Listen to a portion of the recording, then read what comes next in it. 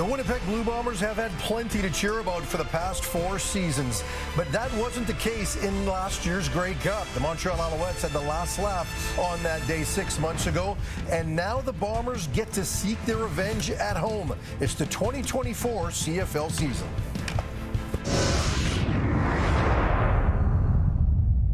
It's a championship that started over a century ago for an iconic trophy, first awarded in 1909. Winnipeg and Montreal have each won it many times, but they've never had to face each other to get it until now.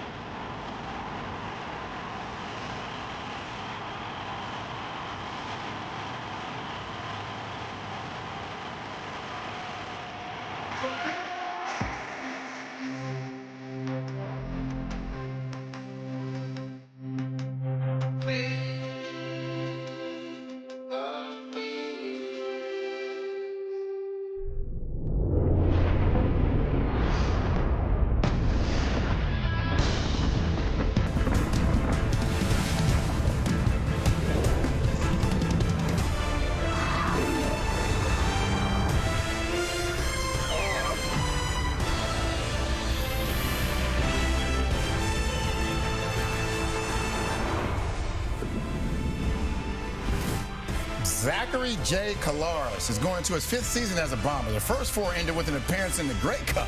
Will this season results be the same, or has the window closed on Zach and the Bombers? I'm going to need you to be a bit better, Milt. That's the start of the season, not a lackluster. Cody Fajardo, you know what? All the doubters, whatever. He's a Grey Cup champion now. His best receiver is gone. Let's see what he can do with this new crew. Let's step you up, man. Come on, Milt. Let's go. And now we got the man himself, Brady Oliveira, the man who is going to shoulder a lot of the load this season.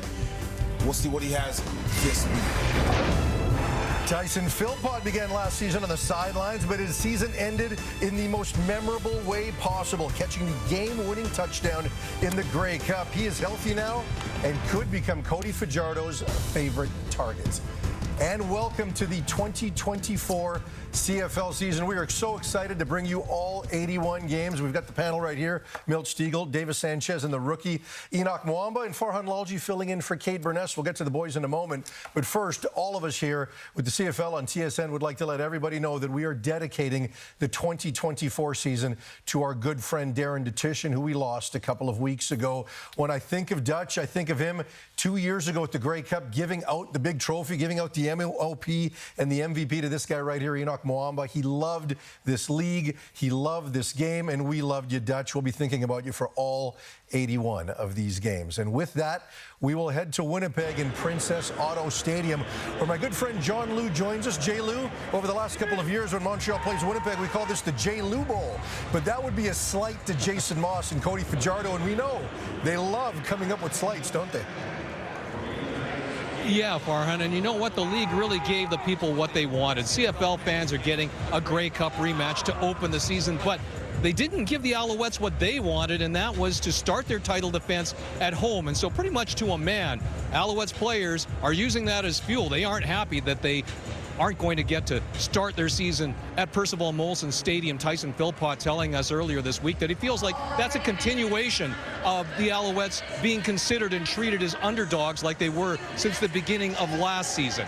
Now, they lost Austin Mack, Will Standback, a couple of key players to free agency in the offseason, but they feel that they're confident enough in their personnel and in their mindset to defend their title. Meanwhile, the Bombers looking to earn their 5th straight trip to the Grey Cup. They had to relive their trauma this week by watching last November's game in preparation for the Alouettes, because that was the most recent tape they had of their opponent. That was an experience that Zach Collaros described by saying it wasn't fun. And the Bombers have had even more changes on their roster than Montreal due to free agency and retirements. They lost key players, big names in all phases of their outfit. Offensive line, defensive secondary, and on special teams. And so it'll be a real challenge for the Bombers, who will also start the season without their middle linebacker all-star Adam Big Hill. Farhan. Thank you, John. And, you know, John talks about the number of players that Winnipeg has lost, either through injury or just attrition, but there's more to it than that, isn't there? Because, Milt, when you look at how this team went through training camp and the number of players that didn't take part in most of camp, including Oliveira, you have to wonder if there'll be some rust on opening night. Yeah, he talked about the guys they lost. I'm going to talk about the guys who are playing but hasn't experienced training camp. You think about Patrick Newfield, one practice. Dembski, one practice. Brady Oliveira didn't practice at all. And I know these guys are super veterans, not just veterans, super veterans, and they've seen it all, but I'm concerned about conditioning. I'm concerned about timing. Yes, this Bomber organization expects excellence, but I'm still concerned about these guys once they step on the field. This will be the first time they stepped on the field in this team, with this team, since the Grey Cup. So let's hope there is no rust, but it's going to be difficult for them to not have it in this first game because they didn't experience training camp. Yeah, you look at the guys' lack of practice reps and game reps, and you talk about the offensive lineman in Newfield, you talk about Oliveira in the backfield, and then you look at the depth for Montreal right now. We're talking about Montreal offense, or Montreal defense, pardon me. You got 8 linebackers dressed right now, and there's 6 defensive linemen. So what does that tell me? If you look at what Norththorpe does, you're going to get a lot of that buck package. What he calls buck package, essentially that 3-4. It's going to be pressure off the edge. A whole lot of linebackers. I'm guessing that Derek Wigan will be the one that will come out on second down and interior D lineman and get a whole bunch of pressure off the edge. And that's, now you talk about their protection, running back Oliveira. We'll see how Winnipeg's timing is and what the answer to all that edge pressure from the Montreal Alouettes is. Listen, there's no doubt, as we all know, Norththorpe is going to send a lot of pressure, exotic pressure, and exotic blitzes. But here's the thing, Davis. He is going to do that. But this offense has got to score because they're going up against, I know, Milt, a very experienced super veterans, as you talked about, super veterans, a team in Winnipeg. They're going to know. Zach Collaros has seen everything. There's nothing new that he hasn't seen. And so, for me, they're going to have to put up points. They cannot have the start that they had last year. I'm also interested in Cody Fajardo. Cody Fajardo, he felt very disrespected last year. You know, he came into last year, basically, Saskatchewan said, we don't want you anymore. Jason Moss and Danny Machocha have a relationship, so they put him in there. And he ended up being the Grey Cup MVP. How is he going to answer the call now? He said his team last year, one of the best teams in CFL history. So how will he answer? I'm actually sick of all the chip on my shoulder. We're not respected stuff. That was a story for them and him all last year. I don't even want to hear about it anymore. But I get your point because they've been talking about it. My thing is this, real fast, so much time. But they're in a bad spot, a really tough spot, I think. You talk about an really angry Winnipeg team all year, and now you're going in your first game of the season against this team at home. I don't think this game is going to define who Montreal is this season, but this is a tough spot for them. Dalton Schoen, meanwhile, led the CFL in touchdown receptions last season with 10. But it was another receiver stealing the show at Bombers rookie camp this year. We'll explain next. Collaros to Schoen. I think you've heard that one before. Collaros down to Schoen again. Come on. I think it's fair to say that Dalton Schoen is not going to have the sophomore jinx. Oh, my goodness. Dalton Schoen could have pitched a tent. He was waiting for it all by himself. Just another real consistent big year for Dalton Schoen.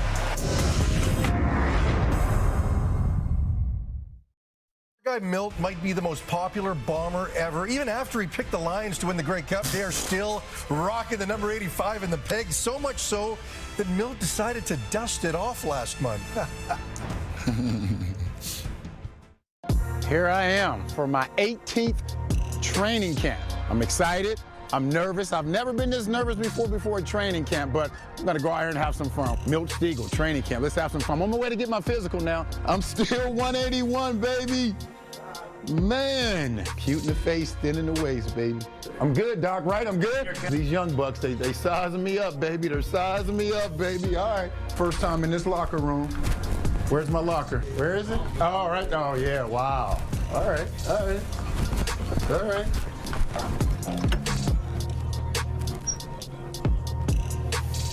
Wow, the game has changed. When I played, they didn't give us any of that stuff. I haven't caught a ball in a while. Hopefully I can catch it. You got Strebler and Zach. These guys I don't know who's throwing me the ball. I'm not sure. I just want to catch a ball. I think I'm gonna wear these old school cleats. These young bucks don't know about these. I got the newer ones, but on my feet, I got to get some shoes that are broken in. I actually wore these in 2005 when I had the 4 catches, the 4 touchdowns. These are the exact shoes. I don't know if I can get away with these shoes I wore back in 2005. I don't know. To the GOAT right here. Great things about you, man. Oh, I appreciate it, man. And not let me get any reps on offense.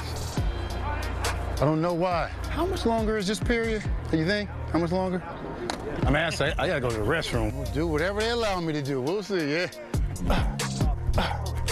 Hey, receivers, try to get in the shade with me. That's important, being in that shade. I'm doing all right now. This helmet is a little heavy. But I'm gonna make it through, baby. Talk to me after the fitness test. Let's see if I can talk then. But I feel like I weigh about 200 pounds right now. My legs are extra 15 pounds. I made it. I don't know what my times were. I wasn't last. You guys were praying for me when I was doing that, right? My brain was like, I'm about to go out here. My body's like, no, bro, you're 54 years old, bro.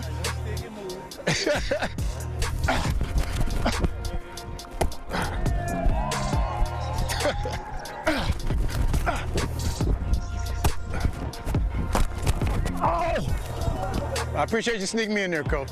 I told you I still had something left in me. I made it through. You stretching? Oh, yes. Am I stretching? It was a good day.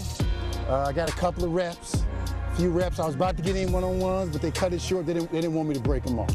Now, the question is, who's going to bring me in next year? 55 next year. I'm going to the highest bidder. Thank you for allowing me to do this, baby. Take care. Love you.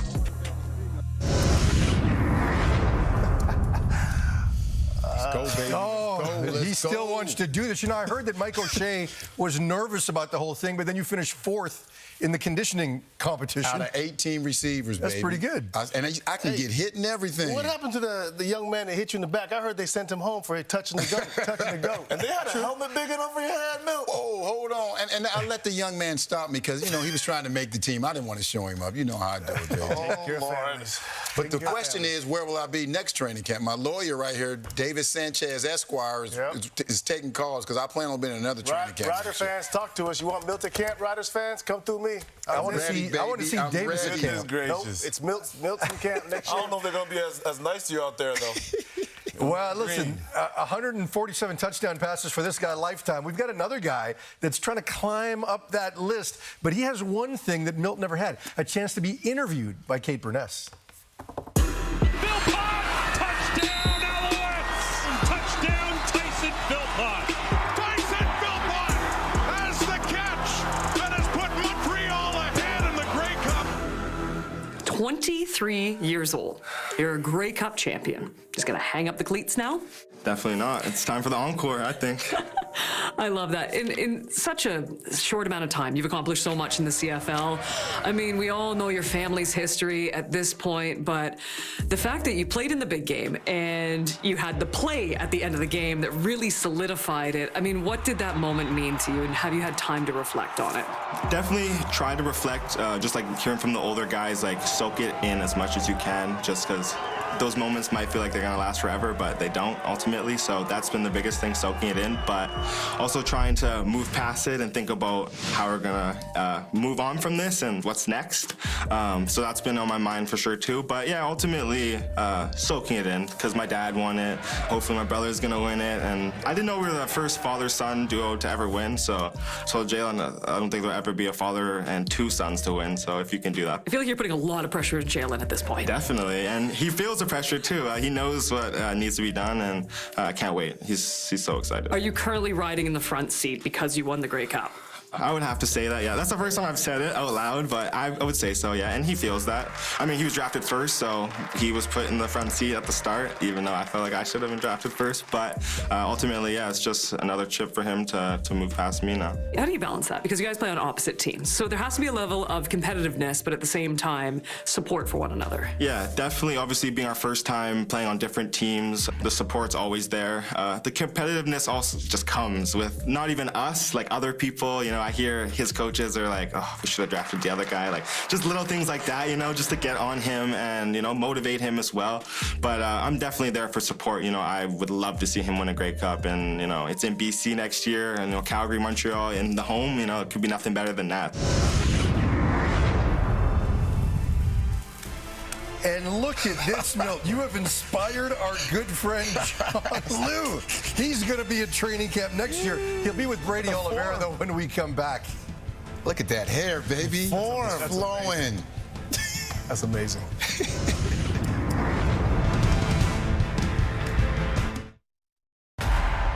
Bo Levi Mitchell, all this guy knows is winning. The Calgary Stampeders are the Grey Cup champions. Bo Levi Mitchell, he is now a Grey Cup champion. Is there anything Bo Levi Mitchell can't do? Mitchell, touchdown, easily done. Mitchell's got to take off, looking for Durant.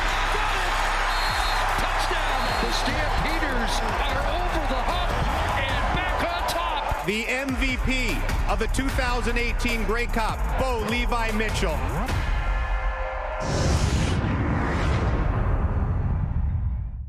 And we are joined now by Bo Levi Mitchell. And Bo, some fantastic memories there for you in Calgary. We'll get to those in a moment, but first I want to ask you about where you're at physically. You played well in that one preseason game, but you gave some people a scare those first couple of days of training camp when you weren't participating. So where are you health-wise? Oh, I feel great. You know, it's been a while since I felt this good. I know it's kind of cliche, and you know, everybody says, "Oh, it's the best I've felt in years." But body feels great, man. I'm excited to get out there and show it. I want to ask you about the Ticat offense right now. You just got a bit of a gift. You picked up Stephen Dunbar, and I know James Butler was banged up a little bit, didn't play in the preseason, but is healthy now. So what's the timing like? How does the offense look? Man, we're looking good. I think Scott's put together not only a lot of great pieces, I mean, the entire staff has with Ed and O and everybody. You know, but we've got some veteran guys. We got some young guys that are ready to make plays. Obviously, I think we have a very stout, you know, solid old line that not only can open up holes in the run game, but can protect me all day. And we've got some pieces, man. I'm excited. It's gonna be fun. I don't want to overhype it too much, but I think we've got some guys that are ready to stand out. Let's look ahead to tomorrow night. And obviously, a lot of people were having their eyebrows raised a year ago when you didn't get a chance to go back to Calgary to play. You get that opportunity here on opening weekend. What are the emotions like for you as you get set to take the field at McMahon? Yeah, they're not too high right now. I think they'll kind of continue to rise as the moment gets closer. Obviously, there's a lot of great games, you know, wins, losses, everything in between there in that stadium, in front of those fans, you know, people that I've grown to love over the last, 10, 12 years. And, they gave me an amazing send-off, 2 years ago, my last game there. And that's something I'll cherish, for the rest of my life. But I'm excited to get out there. I think, I've talked to a couple of people about it, but I think I'm just taking the same approach that JB did last year when he returned to BC, which is, man, just go out there and take care of what you need to in the game, and then you can enjoy that moment kind of after the game. Is there an edge there, though? I know that when you left, you made sure that it was gracious as your departure goes, but, coming back there, how much do you want to win this one? Yeah, I mean, I'd be lying if I didn't tell you that, I want to win it a little bit more, but if you know me, you know my record, and just kind of how I am as a person, winning is really the only thing that matters. So I've got some, no animosity at all, but I've definitely got some, extra feelings towards going out there and getting a win. The first time, playing against Dave, playing against Monson, just some of those guys over there that are, friends and everything for, the rest of my life. But, when it comes to game time, you're the enemy and we got to get the job done. All right, Bo, thanks so much for this. Remember, when you get to the stadium, turn left instead of right to get to the right locker room. Yeah, I appreciate it, Farhan. Thanks, brother.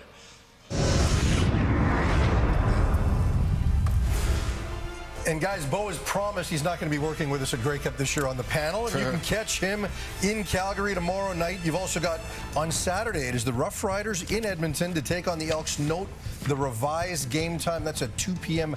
Mountain Time, so you can watch that and still take part in the Oilers Stanley Cup game right after. And then Sunday, the Lions wrap up the weekend in Toronto. Another crowd of over 30,000 expected in Winnipeg tonight in what has really become the gold standard for the league. Bombers gear everywhere, and they love nothing more than to cheer for Winnipeg's own Brady Oliveira, who is standing by with John Liu. Brady, the Bombers are 4-0 in home openers over the last 4 seasons. What is it about this crowd that drives you guys to such success on opening nights? They're electric. I mean, the game hasn't even started yet. Look at the stands. Already butts in the seats. People are waiting. Let's go. Let's get the show on the road. Let's put it on a show. Is it fair to say that a fair number of guys in blue and gold do have a chip on their shoulder facing this opponent for opening nights? Yeah, let's go. Enough talking about it. Let's go. Ready to play some ball. Let's go. For you personally, because you didn't have the benefit of training camp or preseason, what are the fine details you drilled down on this week to be ready for kickoff?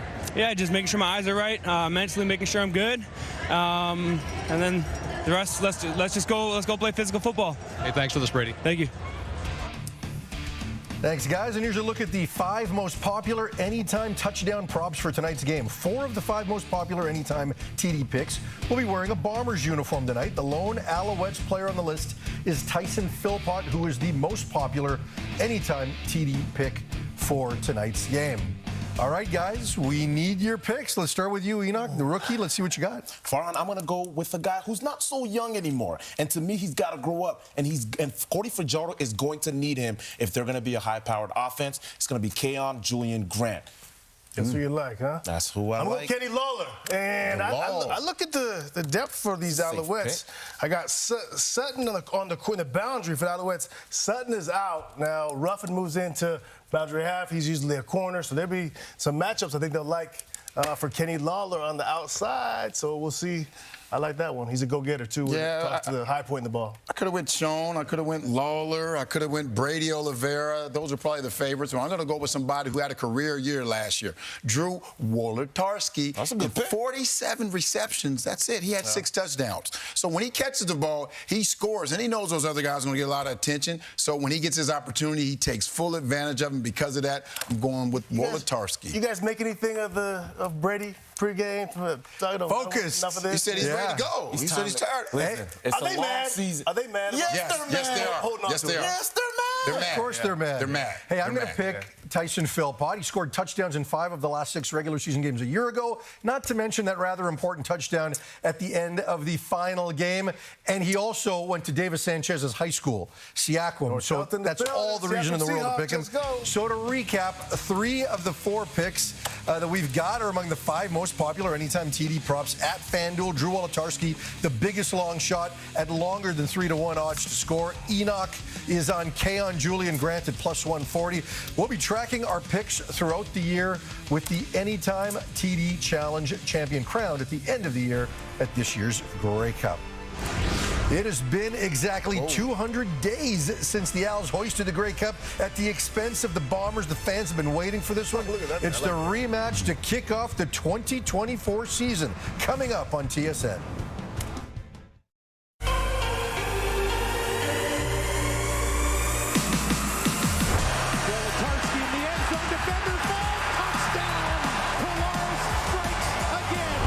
Gets hit as he throws into the end zone. Touchdown, Tyson Philpott.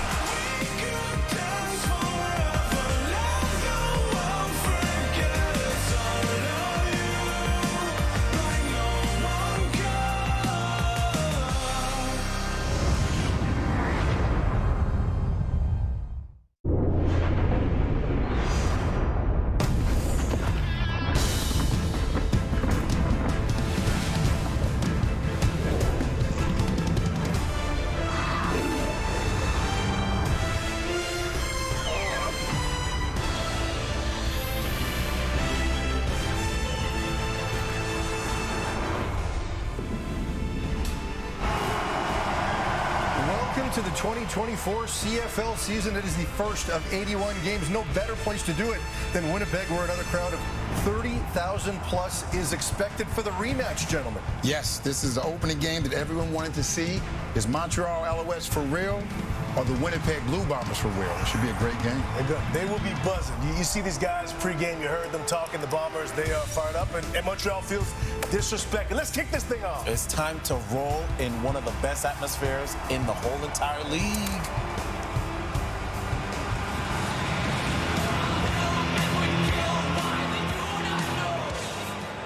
The Winnipeg Football Club recognizes that Princess Auto Stadium is located on Treaty 1 land, traditional territories of the Anishinaabe, Anishinaabe, Cree, Dakota, and Lakota, and resides in the homeland of the Red River Métis.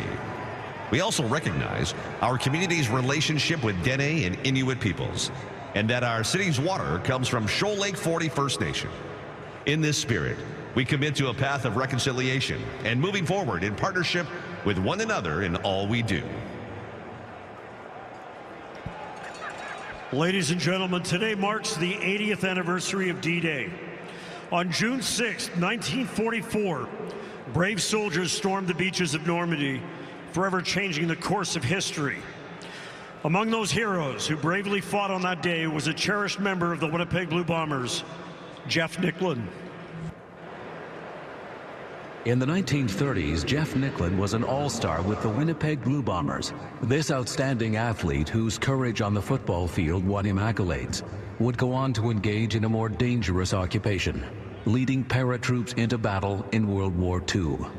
March 24, 1945, Canadian paratroops were part of a massive assault across the Rhine River. 36 hours after the attack, Nicklin was discovered. He had dropped into the trees directly above German entrenchments and never had a fighting chance. Fans, we invite you now to please rise and join us in a moment of silence to honor Jeff Nicklin and all of those who fought and sacrificed on D-Day.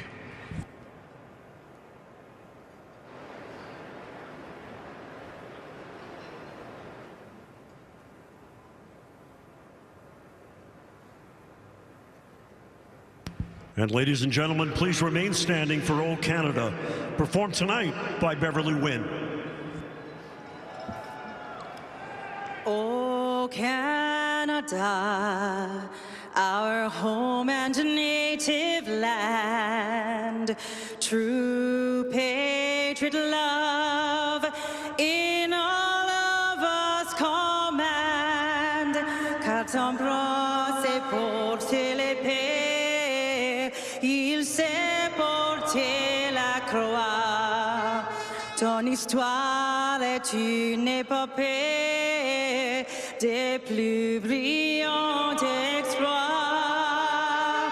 God keep our land glorious and free. Oh, Canada, we stand on guard for thee. Oh, Canada, we stand on guard for thee.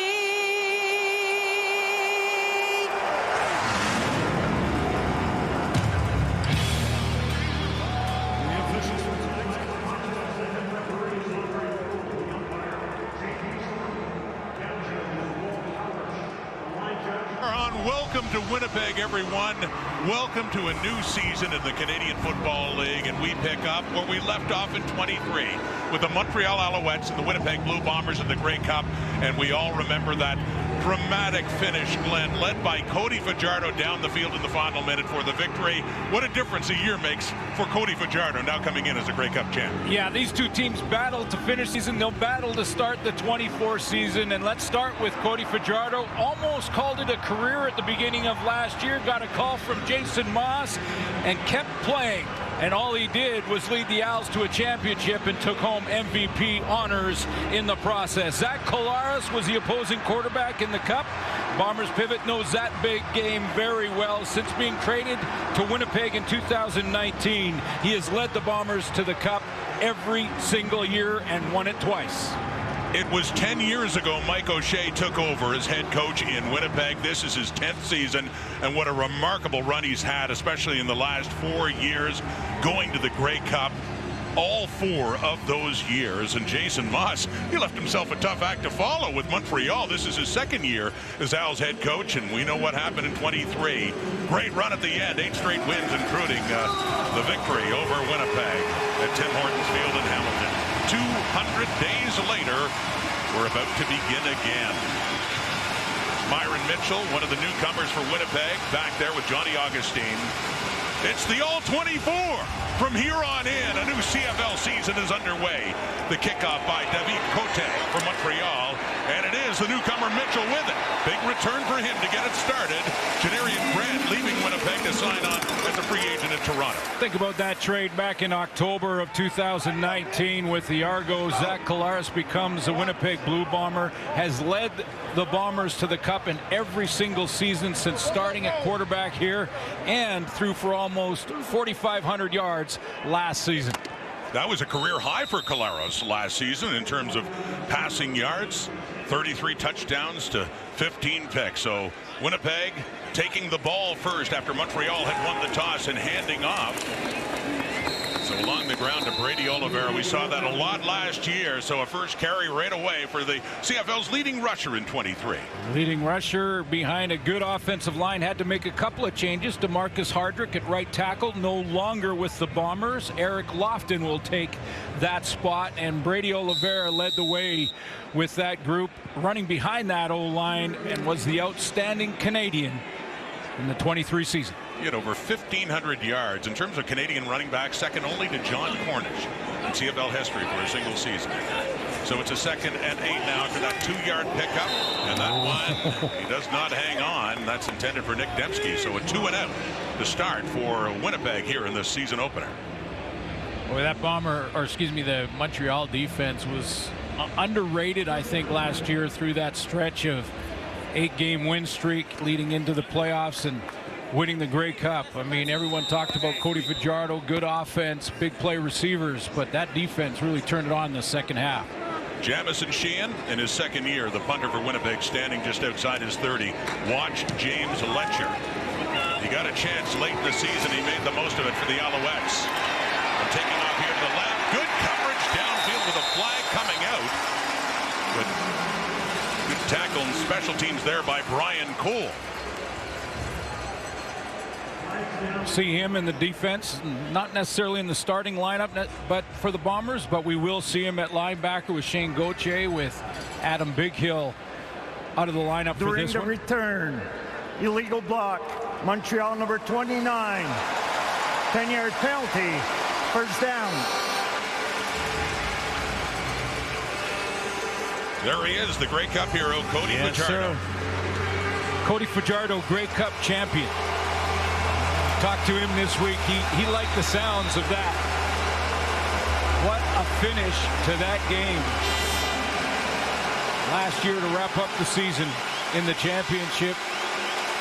Final minute, drive and throw to Philpott for the touchdown. Here we go on first down, and it's a sweep to the right inside, and that's Tyler Sneed, who's in his 2nd year, who also had a big playoff for the Alouettes. So let's take a closer look at the Montreal Alouette offense. Yeah, a little bit younger up front, but you look at that offensive line, Justin Lawrence will be the guy that keeps it all together, at least early on in the season. The interior of that O-line intact. And no Austin Mack. That was #1 receiver for Montreal. He's in the National Football League. Charleston Rambo takes over for Mack. On the right hash now, they're opening drive at a 2nd and 5 at the 20. Fajardo at a shotgun with time, and he completes it shy of a first down, and that is the aforementioned Charleston Rambo, the newcomer, playing in the boundary wideout position. So can he do what Austin Mack did last year in his first year with the Alouettes? Well, started his college career at Oklahoma and then ended up at Miami, played in the Cotton Bowl, was a very good receiver in Division I football down south. Big shoes to fill, filling in for Austin Mack, but When Montreal, although every team at this point coming out of training camp likes what they got. They come out of training camp, they go, you know what, I like our group. I love our group. I think we got a big play group. And they're all undefeated. They're all undefeated. Joseph Zima standing back at the Alouette 10. New returner, Myron Mitchell, is standing back inside his 40 for this nice punt by Zima. So Mitchell takes it in the air and picks up about 4 or 5, and that's it for him as he's taken down. Zach Collaros 2 and out in the first possession, coming back on again. Amazing run with the Winnipeg Blue Bombers, starting a new year in 24.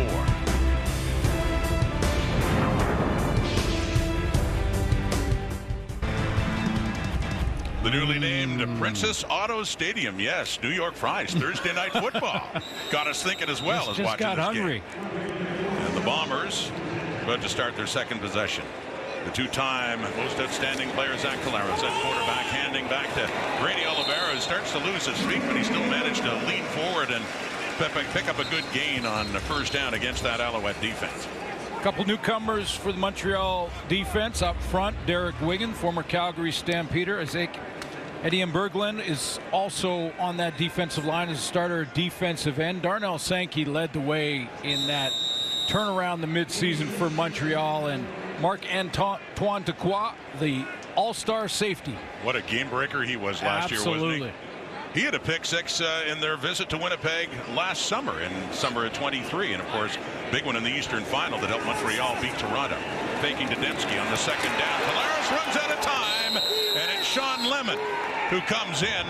Lemon, one of the all-time sack leaders in the CFL, and is allowed to play. He has been suspended, but it's under appeal. So Lemon, until that appeal is heard, can keep playing for the Alouettes. Well, speaking of all-star at safety, there's Dequoy coming down from his safety position. He likes to play low, made some big plays last year from down there. In fact, a few pick sixes.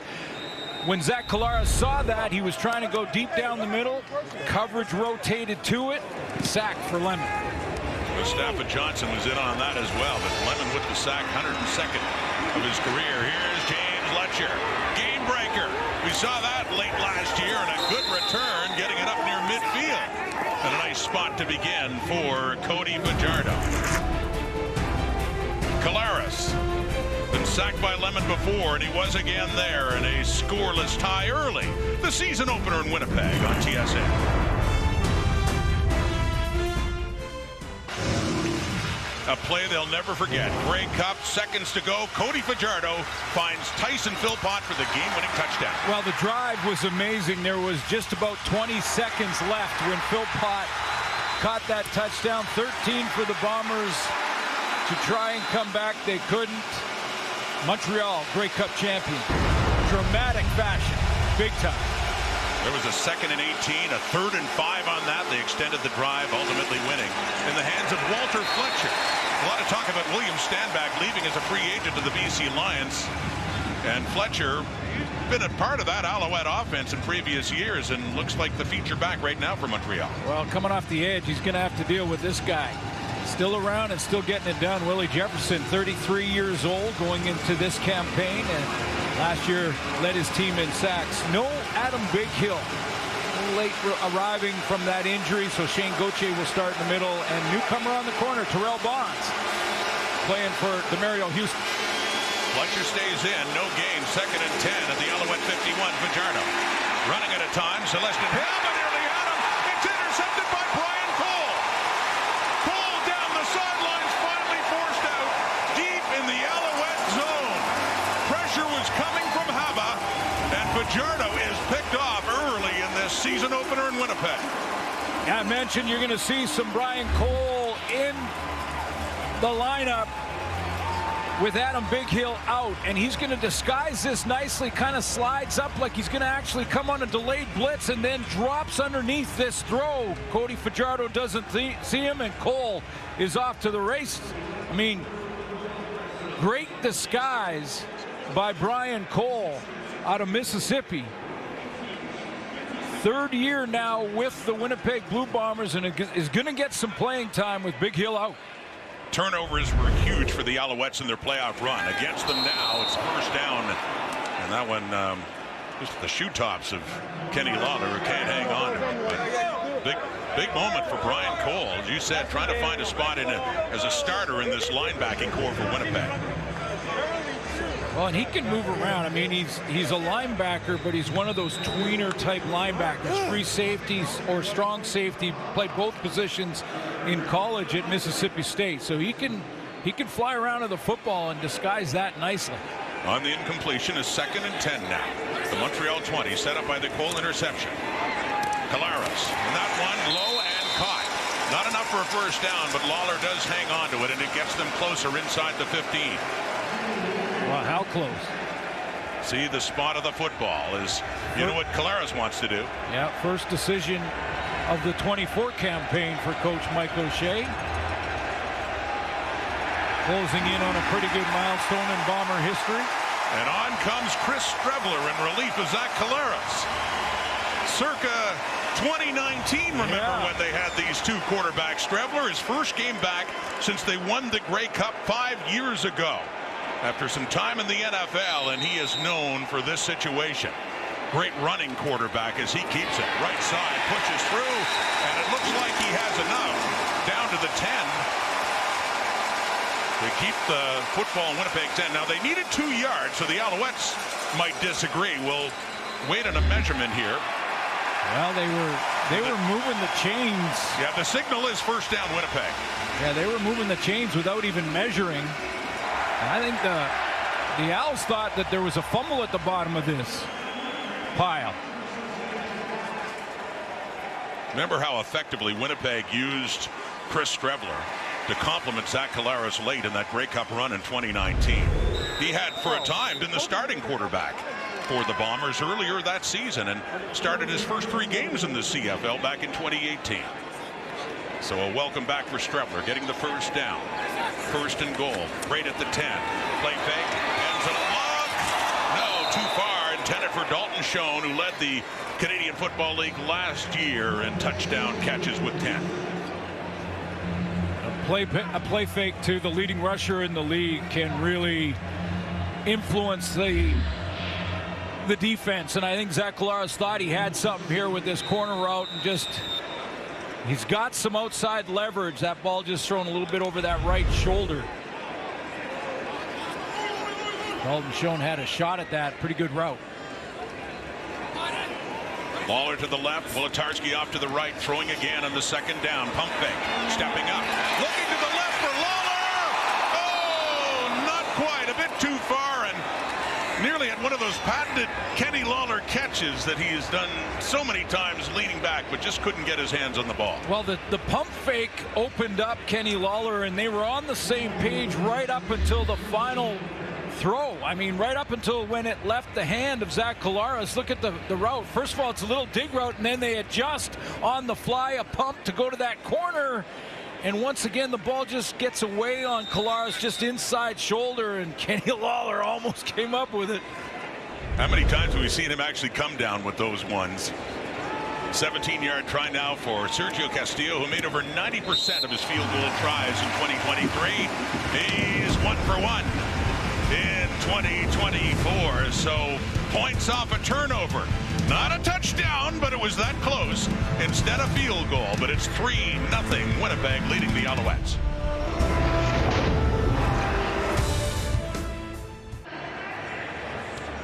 Last year, Jason Moss had a slogan to motivate his team. He's got another one now. Let's head down and say hello to John Liu. Yeah, thank you, Rod. And grind for 9 is the Alouettes' motto this season as they pursue the franchise's 9th Grey Cup championship. And that's a natural progression from last year's successful Grade 8. Jason Moss, once again, trying to come up with a trigger for his players and coaches to remain fixated and focused on title number 9. For instance, there are 9 steps in the stairway in the players' private entrance leading to their practice facility at Olympic Stadium. And so as the season unfolds, in moments of success where number 9 is significant, they'll keep bringing that up as they try to develop a common mindset to solidify their drive for another championship.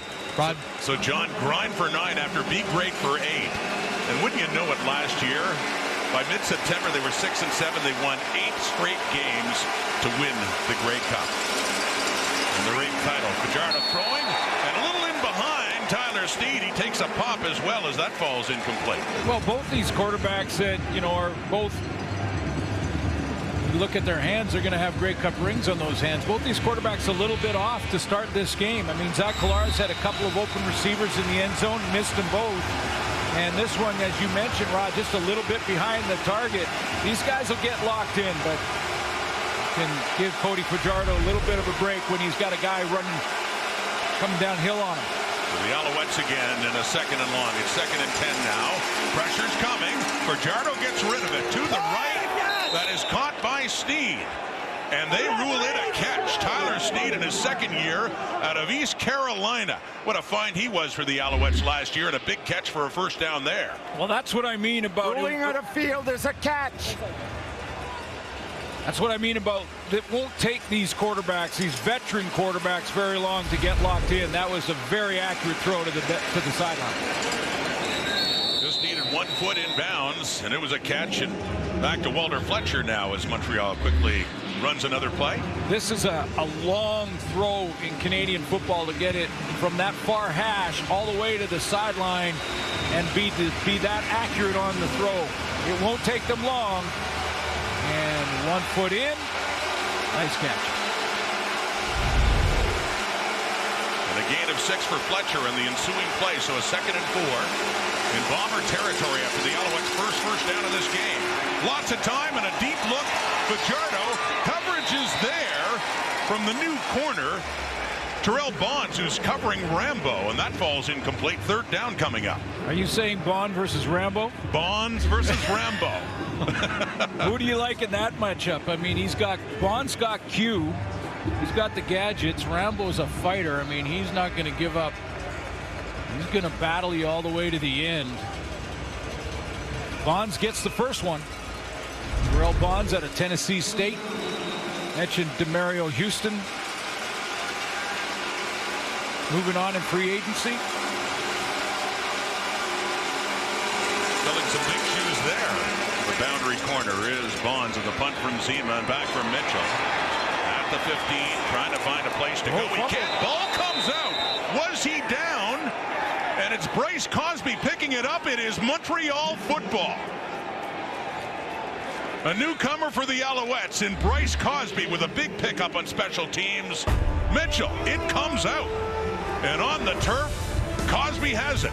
Montreal ball now inside the Alouette or the Bomber 15.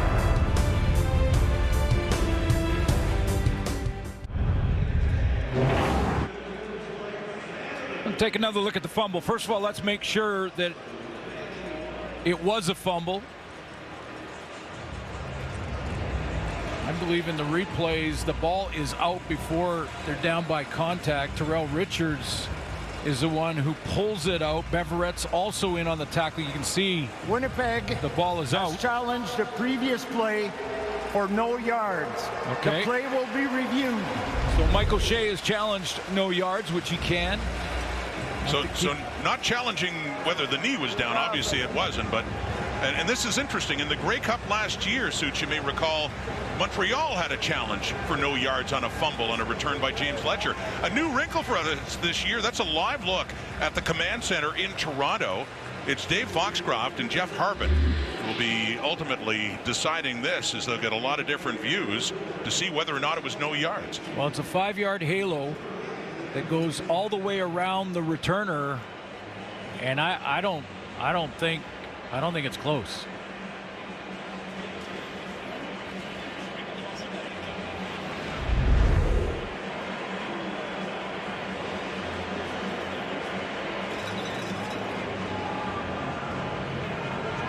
And so O'Shea's challenge for no yards. They've looked it over in the command center.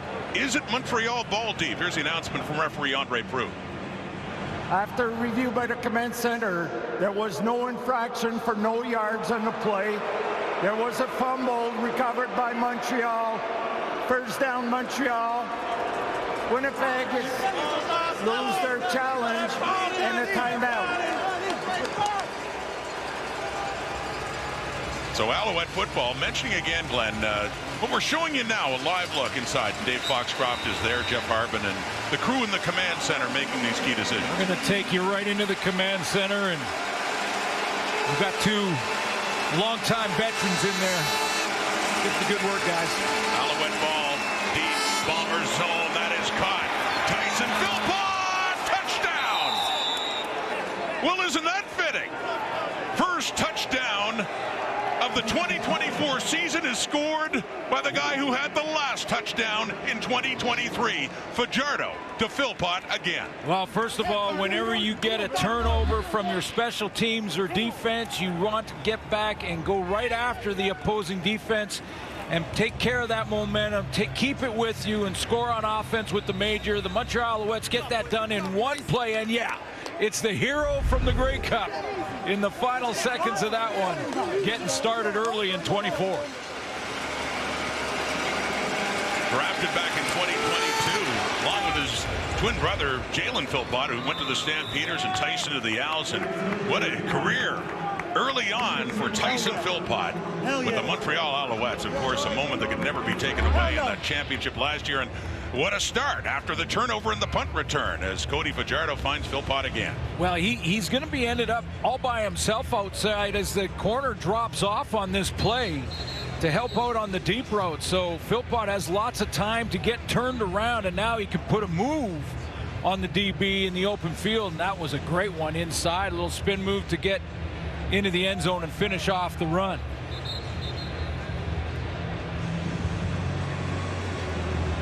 Tyson Philpott.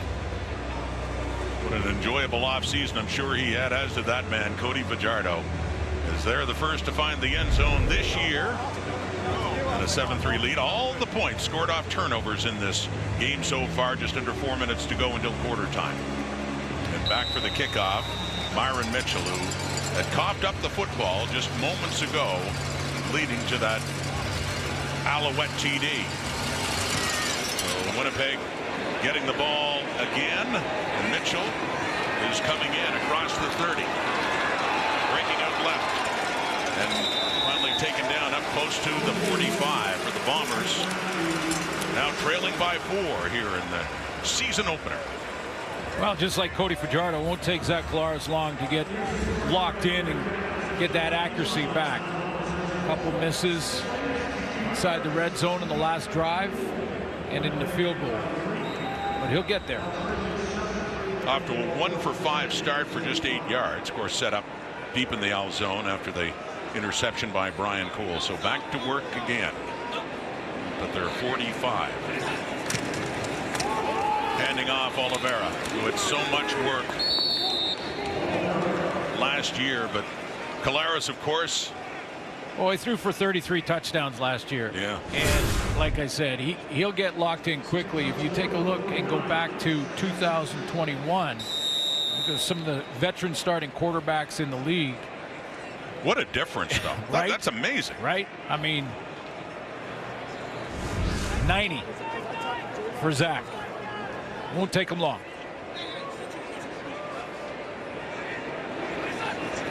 Second and 6. Heat's coming. Gets rid of it. Wanted Dembski. Still looking for his first catch in 2024. Coverage is there. Incomplete. 3rd and 6. And the punting unit coming on again for Winnipeg. 1,000-yard season for Nick Dembski. So much more than just a gadget guy now. And Zach knows it. I mean, you saw it after his reaction after the missed touchdown throw to Lawler. And that reaction to go right over to Nick Dembski and just say, hey, I'll get locked in. Don't worry. The punt by Sheehan and off to the left, and it is out of bounds, and it's got to be inside the 15 if it goes out of bounds. Otherwise, it's a penalty. You see the flag coming out against Jamison Sheehan, the Winnipeg punter. So that'll move the Alouettes for a fresh punt start. out of bounds. Winnipeg number 18. 10-yard penalty will be enforced from where the ball went out of bounds. First down. Better field position for the Owls. Think about the start of last season. The Alouettes went through new ownership, and they had to put together their team, lost some free agents in the process, and then you know, they started out in that first 13 games at 6-7, but what a finish. Made a couple of moves, and you know, at the time you knew they were good football players when they brought in Sean Lemon and Darnell Sankey at middle linebacker. So that just strengthened their defense. I know Sankey did a big inspirational speech with the team saying, you got everything you need to win here. Let's go get it done. And man, did they ever. Sankey hasn't lost a member of the Alouettes. Brought him in. What a difference. Running it now.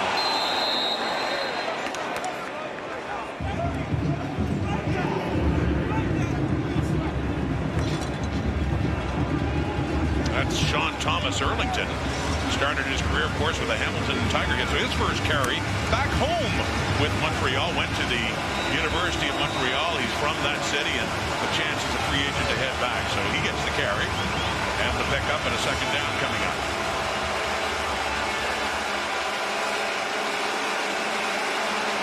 Missed much of last season with injury. Played in only 11 games. Had just 88 yards rushing. Second down.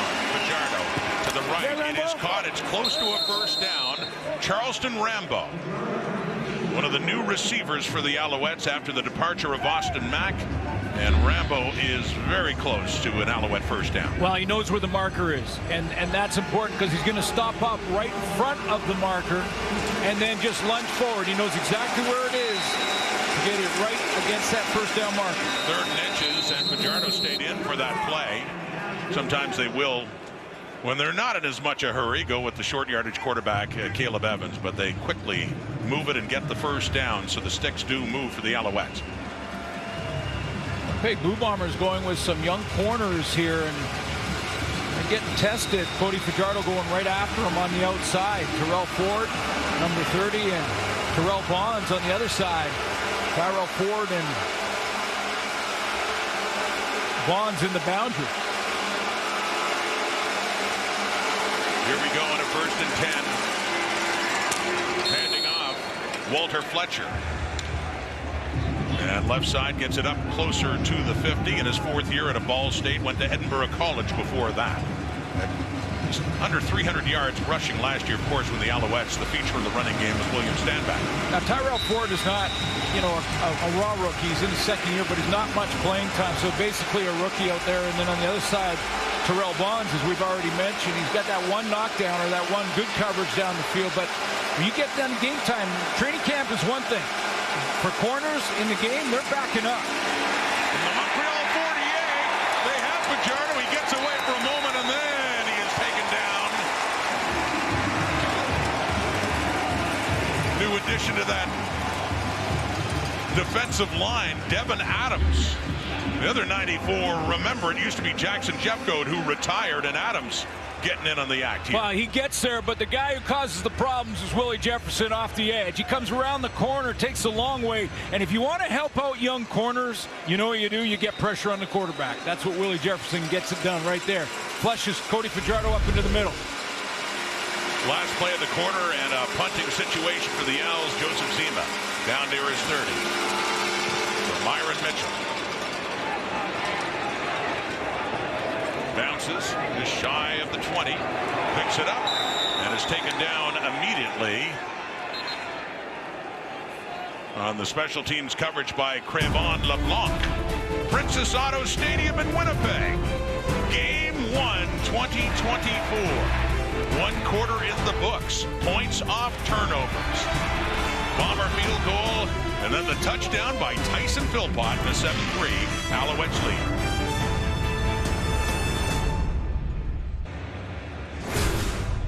The numbers through 1 quarter and a 7-3 Alouette lead. It is the first quarter of the season, Glenn, but you do notice Zach Collaros 1 for 8 for only 8 yards. Not the kind of stuff for numbers we're used to seeing from him. Yeah, you know, Cody Fajardo missed a throw or two, and most of the time offenses are a little bit behind the defenses to start a season. But yeah, Zach Collaros is off. He was off in the first quarter, missed some throws, had a chance for a couple of touchdown throws that he missed, one to Dalton Schoen, one to Lawler. So you know, I don't think it's going to take long, but let's call it like it is.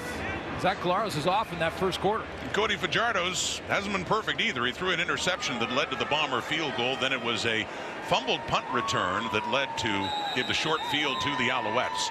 And the touchdown pass from Fajardo to Tyson Philpott. Oh, he's got him. Collaros taken down Derek Wigan. His 10th year out of Queens, and of course, up until this season, known as a Calgary Stampeder, but coming over, and Wigan gets the sack as he celebrates on Zach Collaros. Pressure will always trump coverage. They had a wide open Nick Dempsey. Stop it there. Wide open Nick Dempsey. But the pressure didn't allow Zach Collaros to get it out.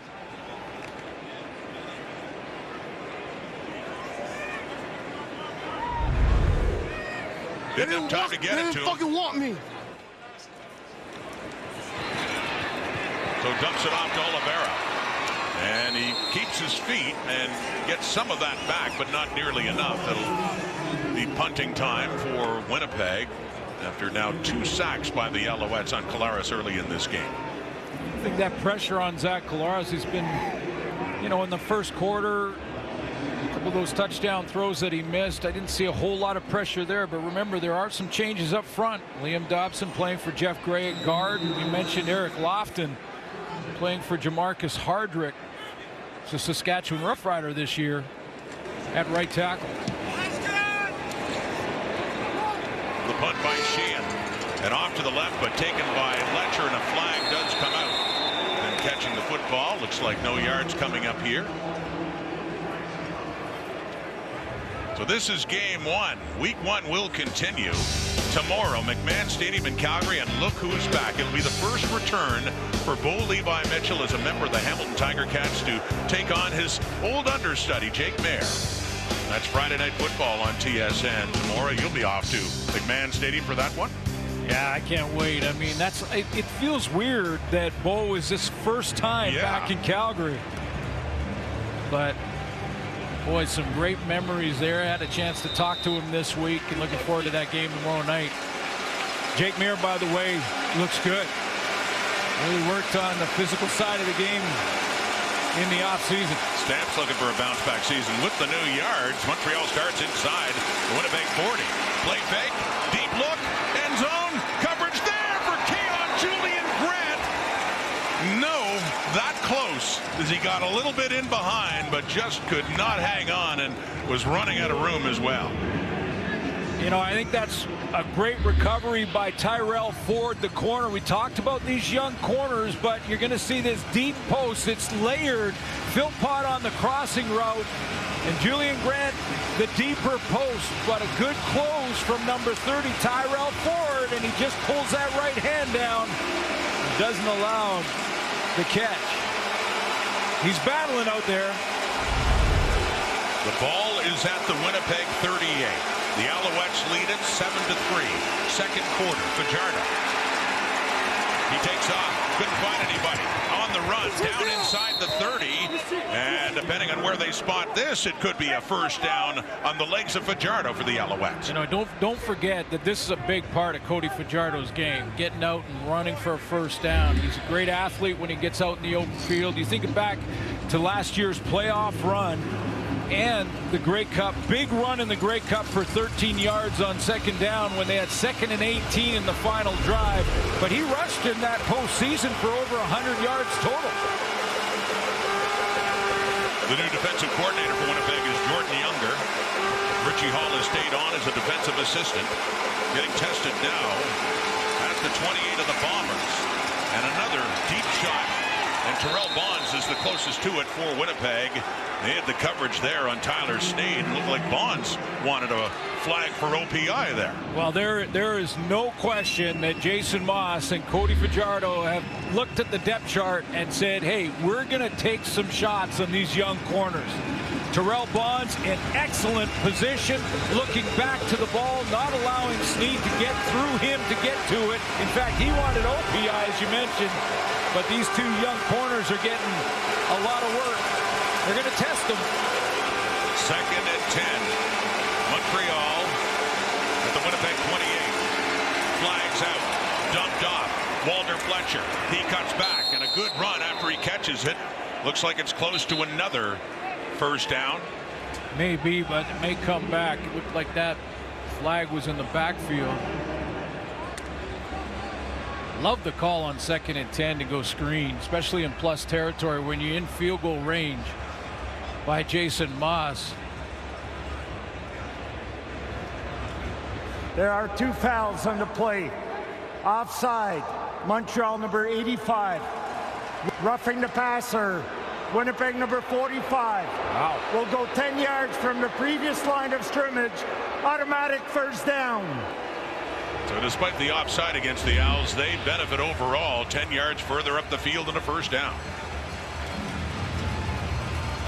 Getting that edge rushing position. Yeah, a bit of a high shot too. It looked like he got his hands up in the head area of Cody Fajardo. But he was trying to get to the ball, but you got to control where your arms and hands are, and you can't hit the quarterback in the head. Celestin Haba flagged for that. First down now inside the 20, swinging it out. Fletcher.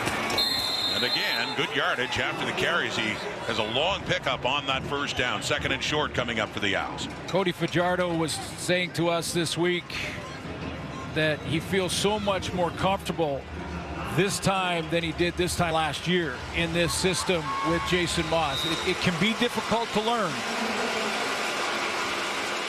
But they were even working on it Grey Cup week. Working on the playbook, Amazing working on the offense. Yeah, I mean, they worked on it all season long. And when they came into training camp this year, way ahead. And now just looking at the nuance of the playbook rather than the actual plays and the execution of it. And I think it shows. I mean, they have a game plan clearly to test the young corners, the Bomber defense. They've gone deep a couple of times out there, but going back with screen pass and some hitches to try and bring up the linebackers. The game plan, a nice one. It looks like Cody Fajardo real comfortable in it. And he got the first down, too. So a first and goal. Jeshrin Antwi is in the game. The Montreal running back, along with Sean Thomas Erlington. It's given to Thomas Erlington inside the 5. 2nd and goal coming up, but they're down to about the Bomber 3. Knocking on the door.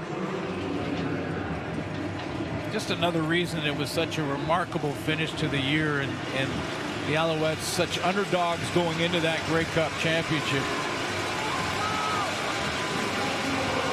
They also had a bit of a chip on their shoulder for tonight, not playing this game at home. They figured they're the champs. Yeah.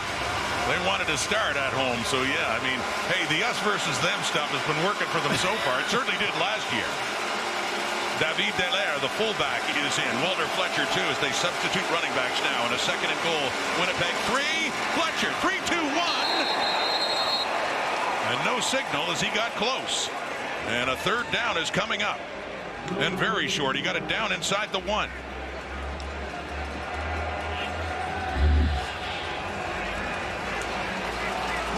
Not sure who came up with the hit. May have been the safety. Looked like it came from the secondary, anything. Or anyway, Evan Holmes possibly got the push. Caleb Evans in at quarterback. Third down. Evans, left side, turns around. Touchdown. Flag is out on the Evans touchdown. Remember Caleb Evans in the Grey Cup last November, late in the half, when the Bombers defense denied him and kept it a 2-score game heading into halftime. We're going to find out what the flag is first. Looked like the ball crossed the plane before he was down by contact in our replays. And by the reaction of both teams, looks like that was a flag. The previous play is under review by the command center.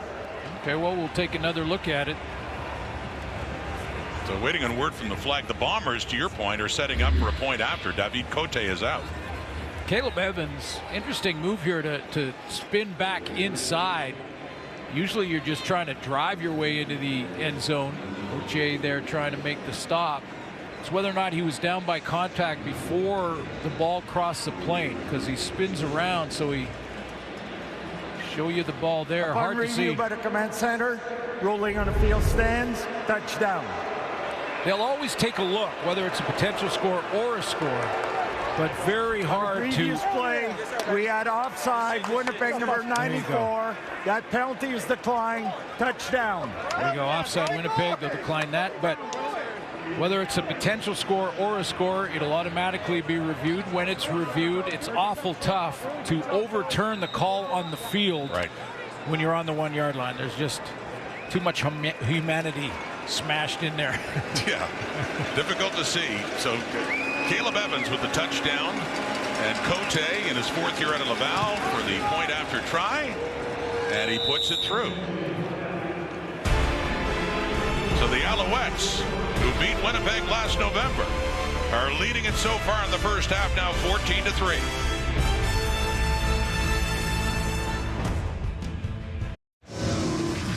Once again, the Alouette offense took advantage of a short field after the no yards penalty on the punt return, and they made the most of it. Big run there by Cody Fajardo on a second down play to get the first and keep the drive alive. Ends up going 9 plays, 38 yards. Takes up 4 minutes and 31 seconds. Quiets the crowd here and finishes the drive with a touchdown. The entire offense looks very confident.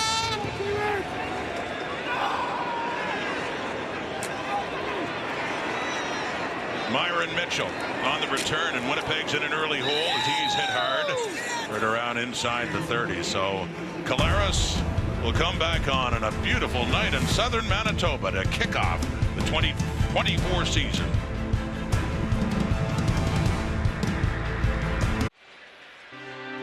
It was 80 years ago today, an historic day. Canadian, British, American troops stormed the beaches of Normandy, and a major turn in the Second World War that led to the liberation of Western Europe and the end to the European part of World War II. Yeah, when you watch those images, you know, and if you're 20, 19 years old right now, watch those images and try to imagine what it was like and the courage that was necessary when they opened the doors of those boats and those guys hit the beach. The greatest generation, and for a reason. Fighting for freedom and fighting for our democracy. And if you're watching the news lately, you have to work for that, and they paid the ultimate price. So at Juno Beach, Glenn, and this means a lot to us, of course. My father landed on Juno Beach later in the day, and this the Canadian contingent to the Prime Minister, and you see Prince William there as well, and greeting Canadian veterans, and so many served and sacrificed, and so many lives lost, but in the name of freedom. D-Day, 80 years ago today. I saw Mike O'Shea earlier, and this keeper by Chris Streveler in the second one gets the first down.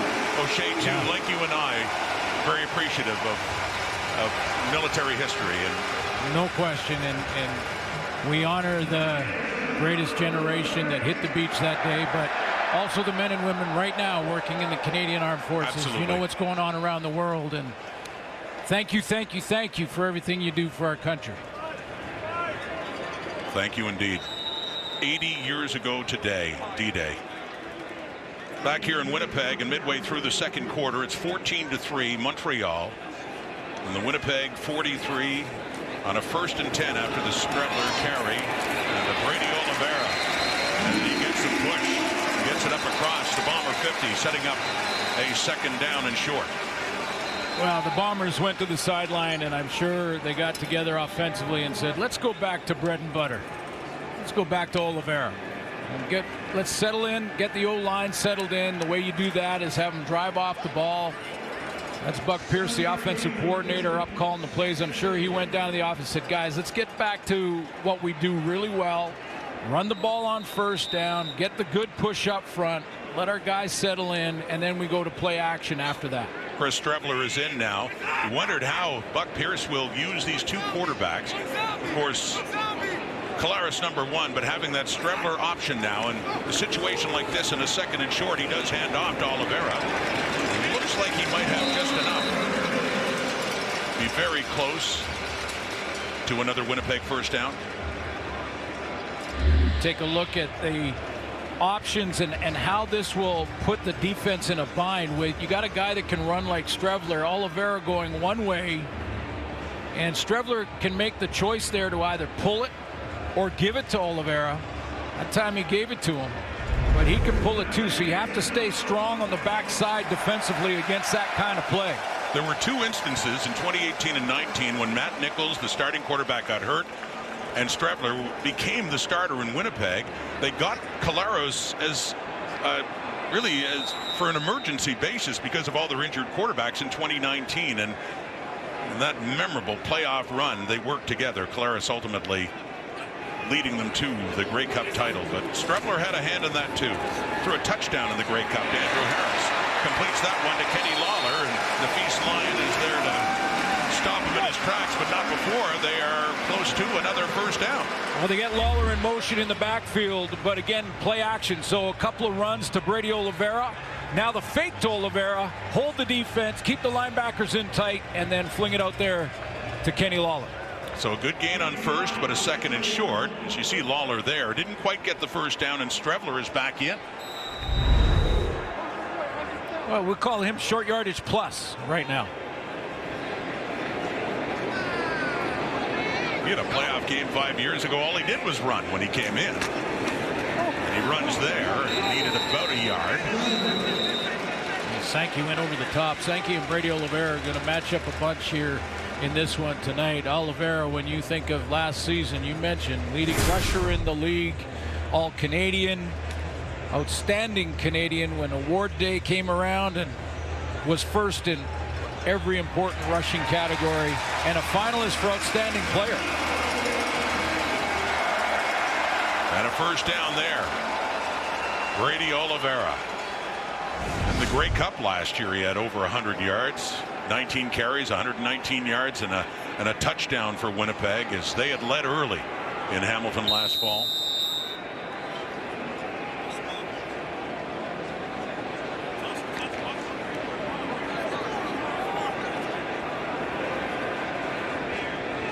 Strebler had come in, got the first down. Collaros in again, handing off Oliveira.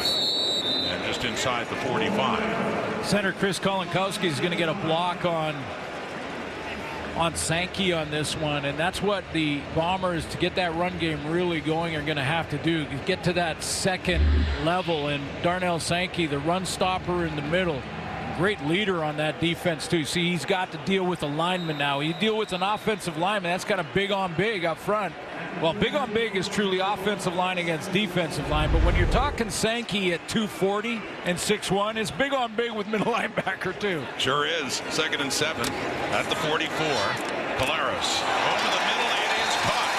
Dalton Schoen has a catch in this game. Schoen, one of the top receivers in the Canadian Football League in each of his 2 seasons in it.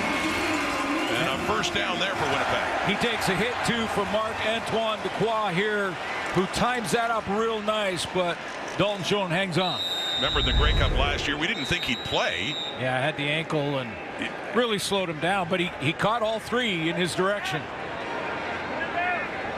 Had 3 catches for 36 yards, and you're right, it's not at 100%. So the Bombers are moving on offense. They're down 14-3 in the first half here in Winnipeg.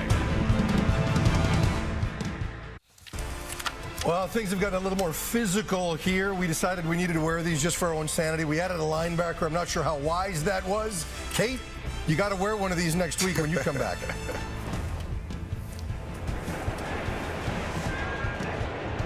We should congratulate the host of our panel tonight, yes, Farhan Lalji, who's going into the media wing of the Canadian Football Hall of Fame. Absolutely. Well deserved. Congratulations, Farhan. Well deserved, as my is friend. Steve Daniel. Yes.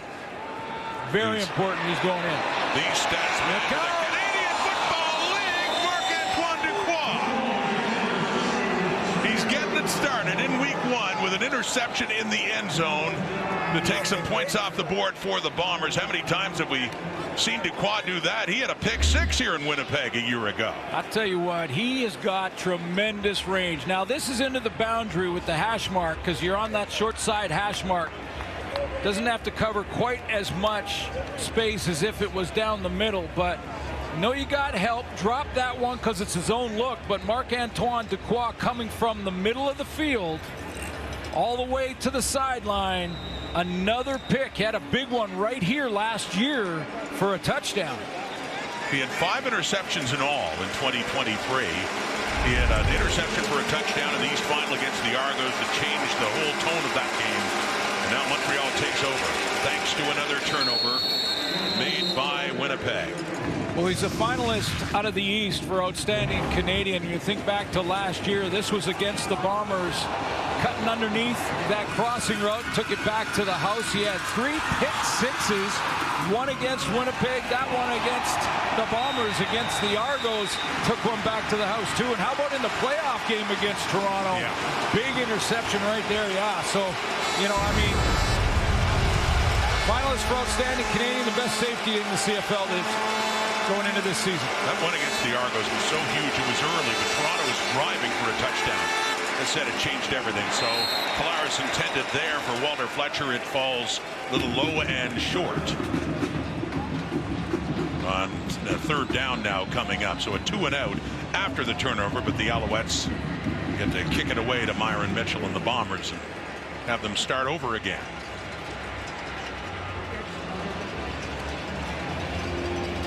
A little quiet. Yeah, I was going to say great crowd. You expect that. But it's a beautiful crowd. But they great are crowd. a little subdued the way this first half has gone, to be sure. Joseph Zima from Melbourne, Australia. And angling it off to the right, which he does so well. It bounces back. And Mitchell has to track it down. He does, just inside the 20. Or he is taken down, and defense coming back on for Montreal. The Alouettes still in front by 11. In the season opener, we want to give a big shout out to our friend Dave Moyer, who's watching in Calgary. Dave has been doing stats for the CFL on TSN for decades, and we wish you could be here, and we wish you all the best, pal. Yeah, battling cancer right now, and keep with the battle, big boy, because you got your whole team behind you. All the best. Get well, Dave. That's his nickname. He always comes, hey, big boy. Big boy always says it. Yeah. So you take care, and we'll see you later this season. Chris Streveler in now for Winnipeg. On first down, faking the toss to Oliveira, he keeps it. So we'd seen Streveler earlier in second and short situations, this time coming in on a 1st and 10 as Buck Pierce continues to mix it up in that Bomber offense. Well, you know, it's the idea there, I think, for Buck Pierce is get into second and medium. You know, need to string together some first downs, because this is a half of football for Zach Collaros that I have not seen in probably 3 or 4 years. He's just off, and it's, you know, not just him, it's a whole unit, but 5 for 11, 46 yards and a pick. In the 2nd and 5, he completes that one. That's caught by Kevin Clarcius, one of their top draft picks. Clarcius coming out of UConn. He's from Montreal and gets his first CFL catch there. It looks like a big boy in that corner. Clarcius sounds like a Roman emperor. Kevin Clarcius. Well, to hear Marshall Ferguson talk about him on our CFL draft coverage, he had the strongest grip. They do measure grip strength. Yeah. And Marshall was saying he tested more than any lineman, more than anyone. And the thinking being special teams, yes, but who knows what kind of a talented CFL receiver it could be too. So the Bombers have to get their offense on track, and you know they had that little spurt there where they got Brady Oliveira involved, got the run game going, went to some play action, hit Lawler. I think Zach Collaros went 4 for 4 in that little span, and then threw the interception. So interception, the timing looked off, and obviously the throw as well. But great play by Marc-Antoine Dequoy on that one. Clarcius in, and he's out wide right. 2nd down and 6. Collaros looks off to the left, and it's caught. It's another first down. Drew Wolotarski with his first catch in 2024. Wow. Some heavy trash talk in there. After a first down catch. Trying to get himself fired up. 1st and 10 at the 51. Faking to Oliveira, dumping it off to Nick Dembski. So he has a catch across midfield too in that first down play, setting up a 2nd and short. As the Bombers are in tempo, they are up at the line right now with under a minute to play here until halftime. Been a better play but Ruffin came on the blitz. He's coming again off the halfback. 2nd and 3 on the ground. Oliveira, first down, driving down. And more impressive look from this Winnipeg offense finally now as they get it close to the Alouette 45. Trying to grab a little momentum. Just their offense kick-started here just before the half. And get a chance to maybe call a couple plays in the huddle with an injury to one of the Alouettes. It's Richards. Tyrell Richards, who start Montreal's visit. You talked about Duquois having a pick 6. And the opening possession for Winnipeg back in the last visit in August by Montreal, there was a fumble and Richards picked it up and took it in for a touchdown. The Alouettes scored 17 points in that game, and the points coming from defense. They had 2 defensive touchdowns, but that was Richards there. And Farhan Lalji sitting in for Kate Burness along with newcomer Enoch Mwamba, said new member of the band, and Davis Sanchez and Milt Stiegel, who didn't crack the Bomber squad. Thought 85 was going to do it. Hey, yeah. Well, we'll talk about that later. 3-man rush. Gets it away. That's nice one. And it is caught by Dalton Schoen. Yeah, that's a confidence builder. All of a sudden, little jump in his step there as Kolar's trying to call the next play on the line of scrimmage. He's getting up there close now. But this is a confidence building throw. Wide side out. Remember when Cody Fajardo did it? That got him started.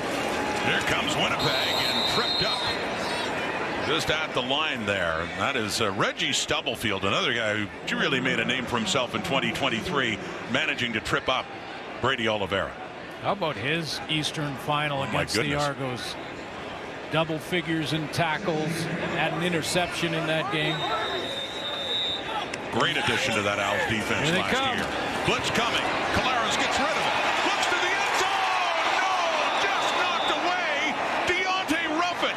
Just when it looked like it was heading into the hands of Dalton Schoen, Ruffin to the rescue to prevent a Bomber touchdown. Well, the Bombers have everything they want offensively. Full blitz coming from the Montreal Alouettes, but they have it blocked up. Brady Oliveira stays back. They got the deep post to the middle. There's no Duquois in the middle. They got all that they want, and Schoen in behind covers the ball, thrown right where it had to be. But one little fly in the ointment was Deontay Ruffin, who closed in a hurry and got the knockdown. Wow. He started on the corner in the Grey Cup and playing more inside now, and what a brilliant play. Noel Thorpe loves his versatility. In his 3rd year out of Western Kentucky, big defensive play, and the field goal try. It goes wide, but the ball nearly got coughed up there by Letcher. Well, the Alouettes catch a break there. That could have been a Bomber touchdown, but Castillo with the miss on that short field goal try. That was quite a close by Ruffin. We'll get back to that, but let's just take a look at this field goal again, because I thought it hit the post, but it didn't. Now it's live. Letcher made this interesting, didn't he? Did he ever? Could have let it go, tried to pick it up and touched the ball, and then had to ultimately get it before the Bombers did. So Montreal lucky only 1 point is on the board. Let's 1 point more for Winnipeg. Let's go back to Deontay Ruffin's closing speed. Play is under review by the command center. Dalton Schoen is the adjuster on the blitz. He sees full blitz, so he goes right to the hole to the middle. Deontay Ruffin is almost baiting him to throw it and then closes that last 4 or 5 yards in a hurry to get the knockdown. What a play defensively. Had to show you that once more. Now, I'm not sure what they're trying to see, if whether or not this was a safety. Did he come out of the end zone with possession and then go back in, or was he just trying to gain possession? I'm not sure he came out. Well, his feet came out, but did he have the ball? Watch his feet. I'm not sure he has possession, or that the ball is out of the end zone. Right. So the Bombers are saying this should be 2 points, not 1.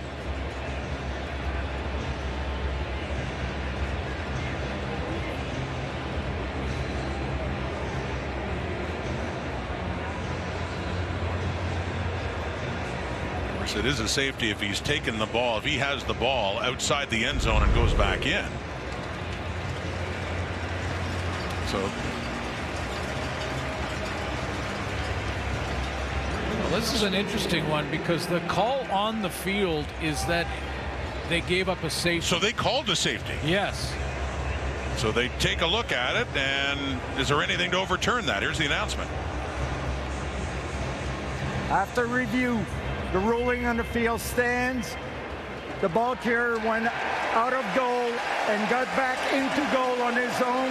It is a safety touch for Winnipeg.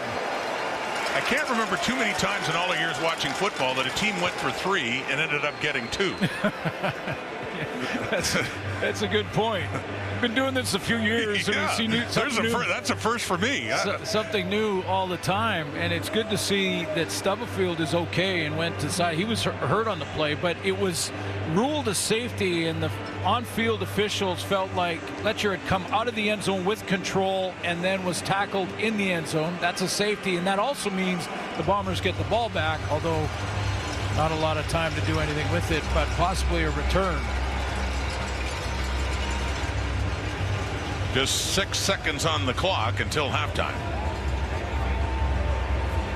And they are able to bring the offense on in this situation now and scrimmage. So one deep shot. Yeah, that's right. You have the option to play offense as well. So Collaros will go out and possibly take a shot, loading up the left side. There we go. Off to the left, and just trying to work a little closer with a second to go. Dembski has it out of bounds, so they'll have one more play to run.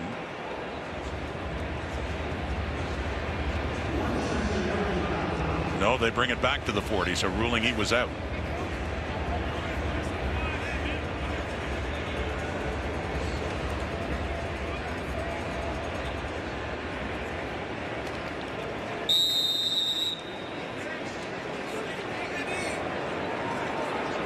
Just take a knee now. Bombers with a tidy little winning streak going in recent years in their opening game at home, but they have some work to do now as they will head to the dressing room.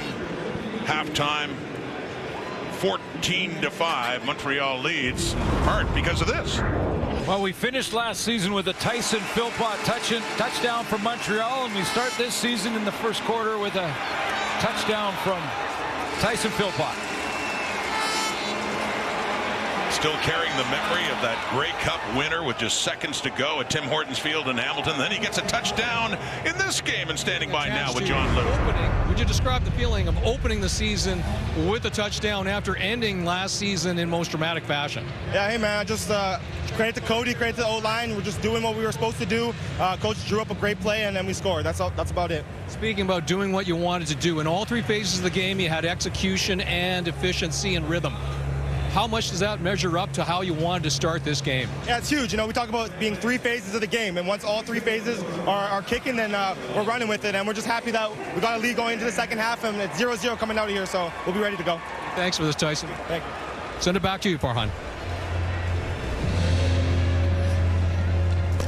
Thank you very much, John. And guys, we talked about this before the game. Milt Stegall, Davis Sanchez, Enoch Mwamba, and the panel here at halftime of a 14-5 game. We talked about it before the game.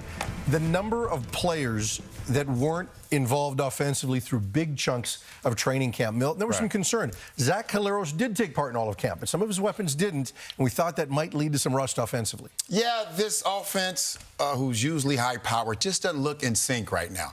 And I know we're looking too much into it. It's the first half of the first game, but they've just been off. And it's not just Zach. It's entire offense. If you look at this play right here, just a little off right here. And the Kenny Lawler play, people are going to put this on Zach. This is not on Zach. This is on Kenny Lawler, who makes some spectacular catches, but Kenny Lawler right here just keeps running. There's no need to turn around.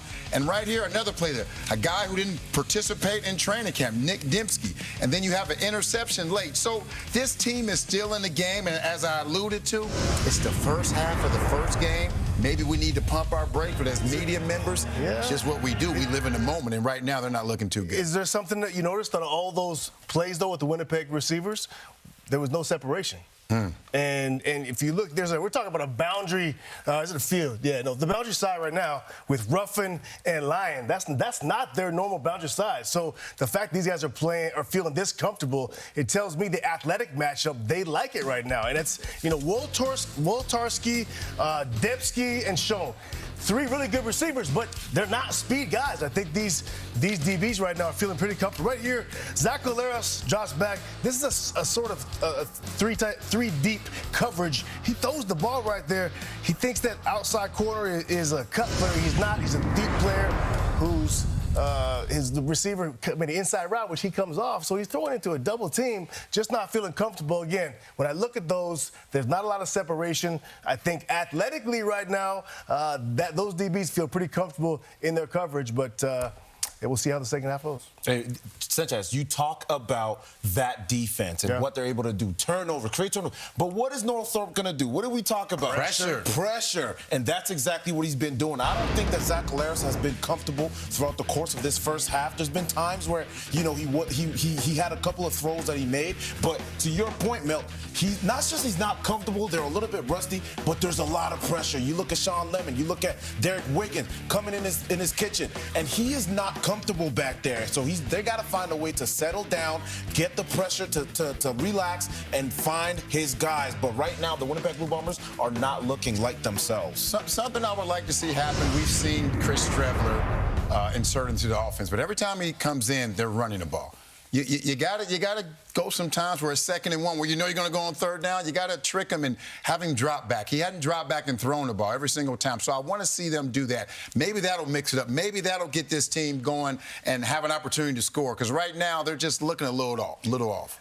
If Cody can get the ball out quicker too, I feel like they've had some shots down the field. They've had some guys past defenders. They've had shots. Cody gets the ball out quick. I think they can get some plays down the field. I'm somewhat surprised. I knew that Montreal had a team and they were solid, but I thought that Winnipeg's energy would be huge in this first half. They've had energy, but just not execution. We look at the Winnipeg Blue Bombers. We're talking a lot about Zach Collaros, but I'm looking for Brady Oliveira as well. I need him to show up. He needs to show up to also alleviate a little bit of the pressure off of Zach Collaros. But guess what? It's that Montreal defense that is leading the way. Which we expected coming into this. We knew that team was built on defense. We also knew the Alouettes were built on playing with a chip on their shoulder. No one believed we should have won the Grey Cup. We should have been playing at home. They made a statement through the first 30 minutes. We'll see if it can last through the second half.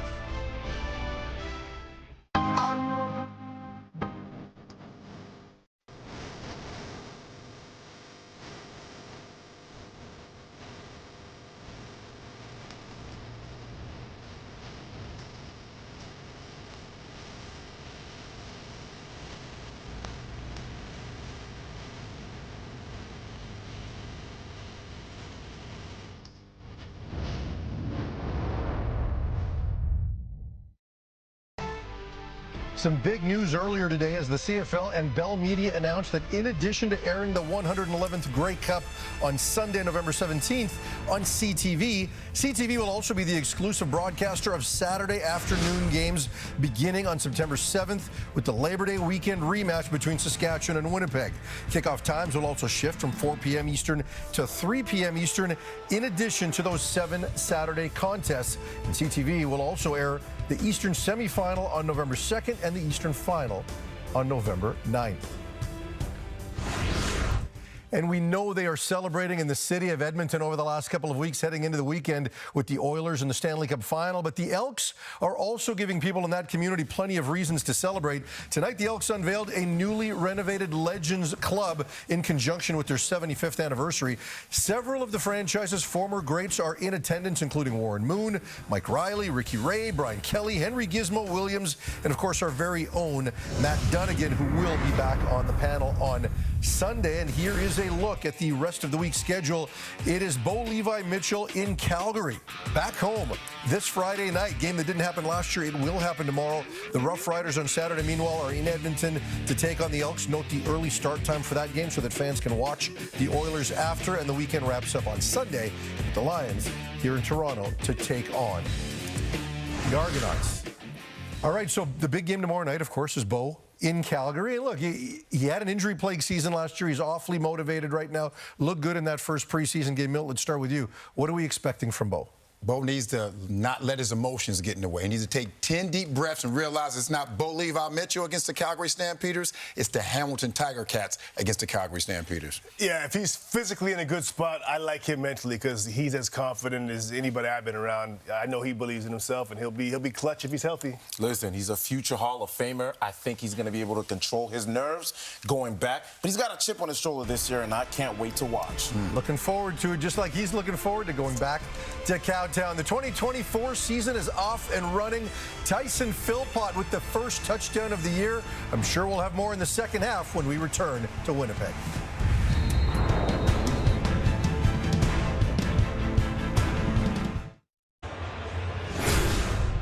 Halfway through the season opener, the Owls lead the Bombers 14-5. Here are the stats, brought to you by New York Fries. Sometimes the stats can be a little bit misleading. Bombers have more first downs, more yards passing, more yards rushing, and more time of possession, and yet are behind on the scoreboard, settling for a safety and a field goal, while the Alouettes have scored 2 majors.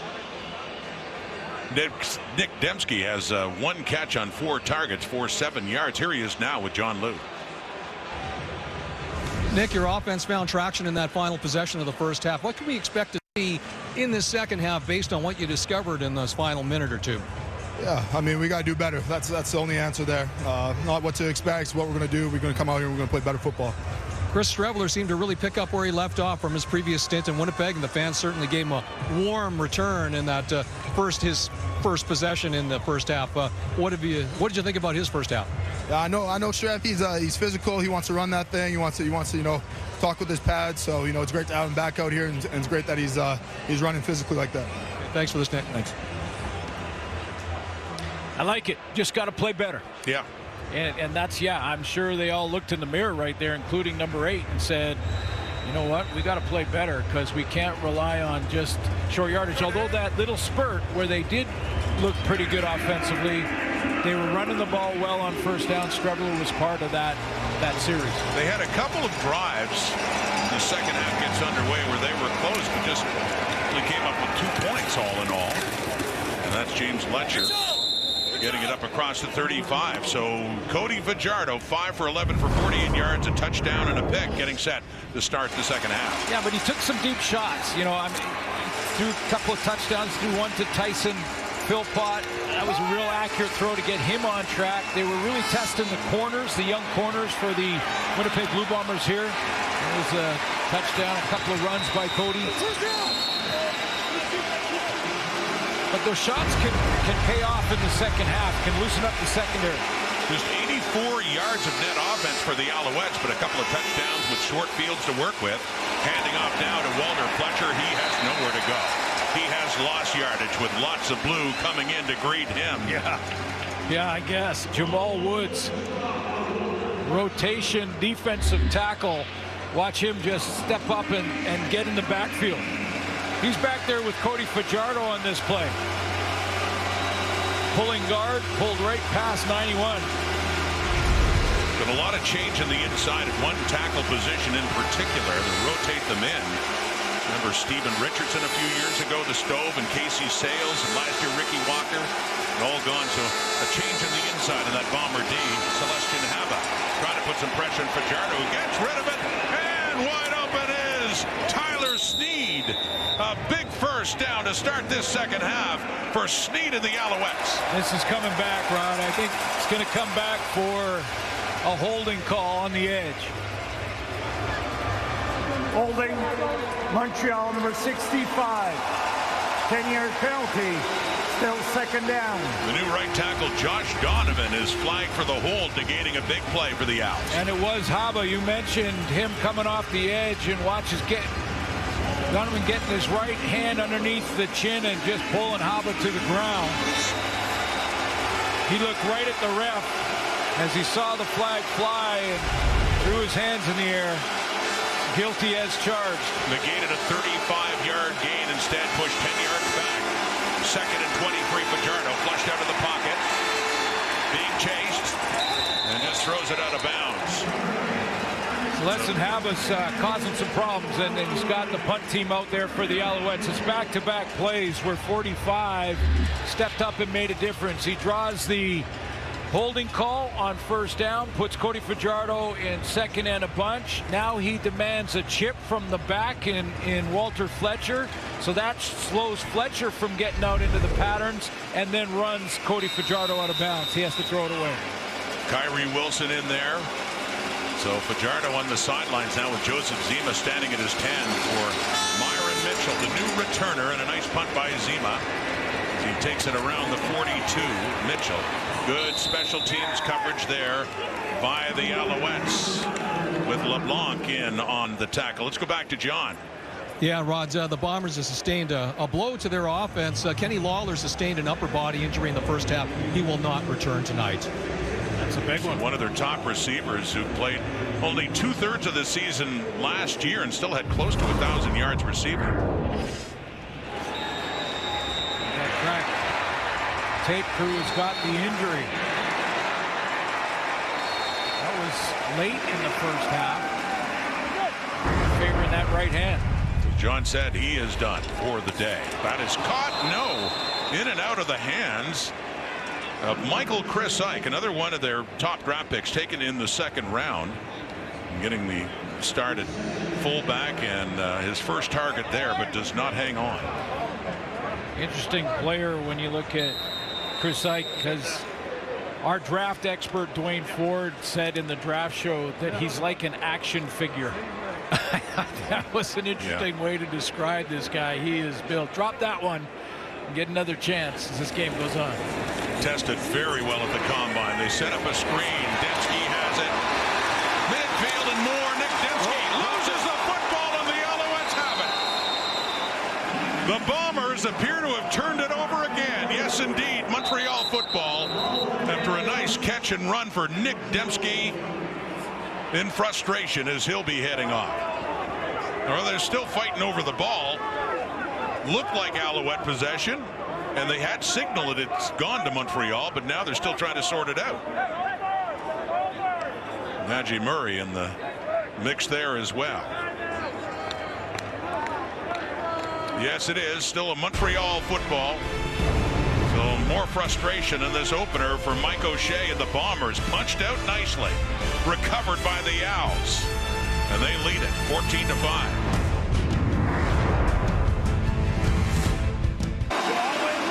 Of the football.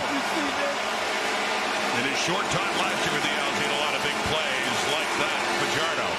Deep ball again. Down for Sneed. He's got it. Tyler Sneed gets to keep that big catch and gets it down inside the 20, down around the 15-yard line for Sneed in his second year out of East Carolina. Well, they put 3 to the wide field, so that's a trips formation. Sneed's going to run just a little wheel down the sideline, and he gets him behind the corner again down there, dropping back. That deep outside third, well, actually it was Evan Holmes, a halfback, who dropped back corner in the flat. But now he's in a chase position. Sneed gets him behind. They're going after those outside corners. Gets it all the way down to the 17. He's limping now after that big play of 47 yards. Here comes Montreal. They have the lead. Looking for more. Up to the right. It is caught. Tyson Philpott, the Grey Cup hero, with that catch in November, and he got the first touchdown of the season for the Alouettes earlier tonight. That one a shorter catch. It'll be second and long coming up. Sometimes you don't have to just throw a shake and bake move on. You can just get to your spot quickly. That was a speed cut by Philpott. He does pick up 4. It's a 2nd and 6. Early second half. Bombers in a spot at home they're certainly not used to. They are trailing by 9 against the team that beat them in the Grey Cup last fall. Alouettes. Fajardo. He keeps it. Gets it down to about the 12, just inside. Still not enough for a first down, and it would appear the field goal unit. And David Cote will be coming on to see if they can put 3 more on the board. Almost a spy looking defense for Winnipeg. They have Haba stay off the line of scrimmage, rush 3, and be patient with Cody Fajardo on that second down play.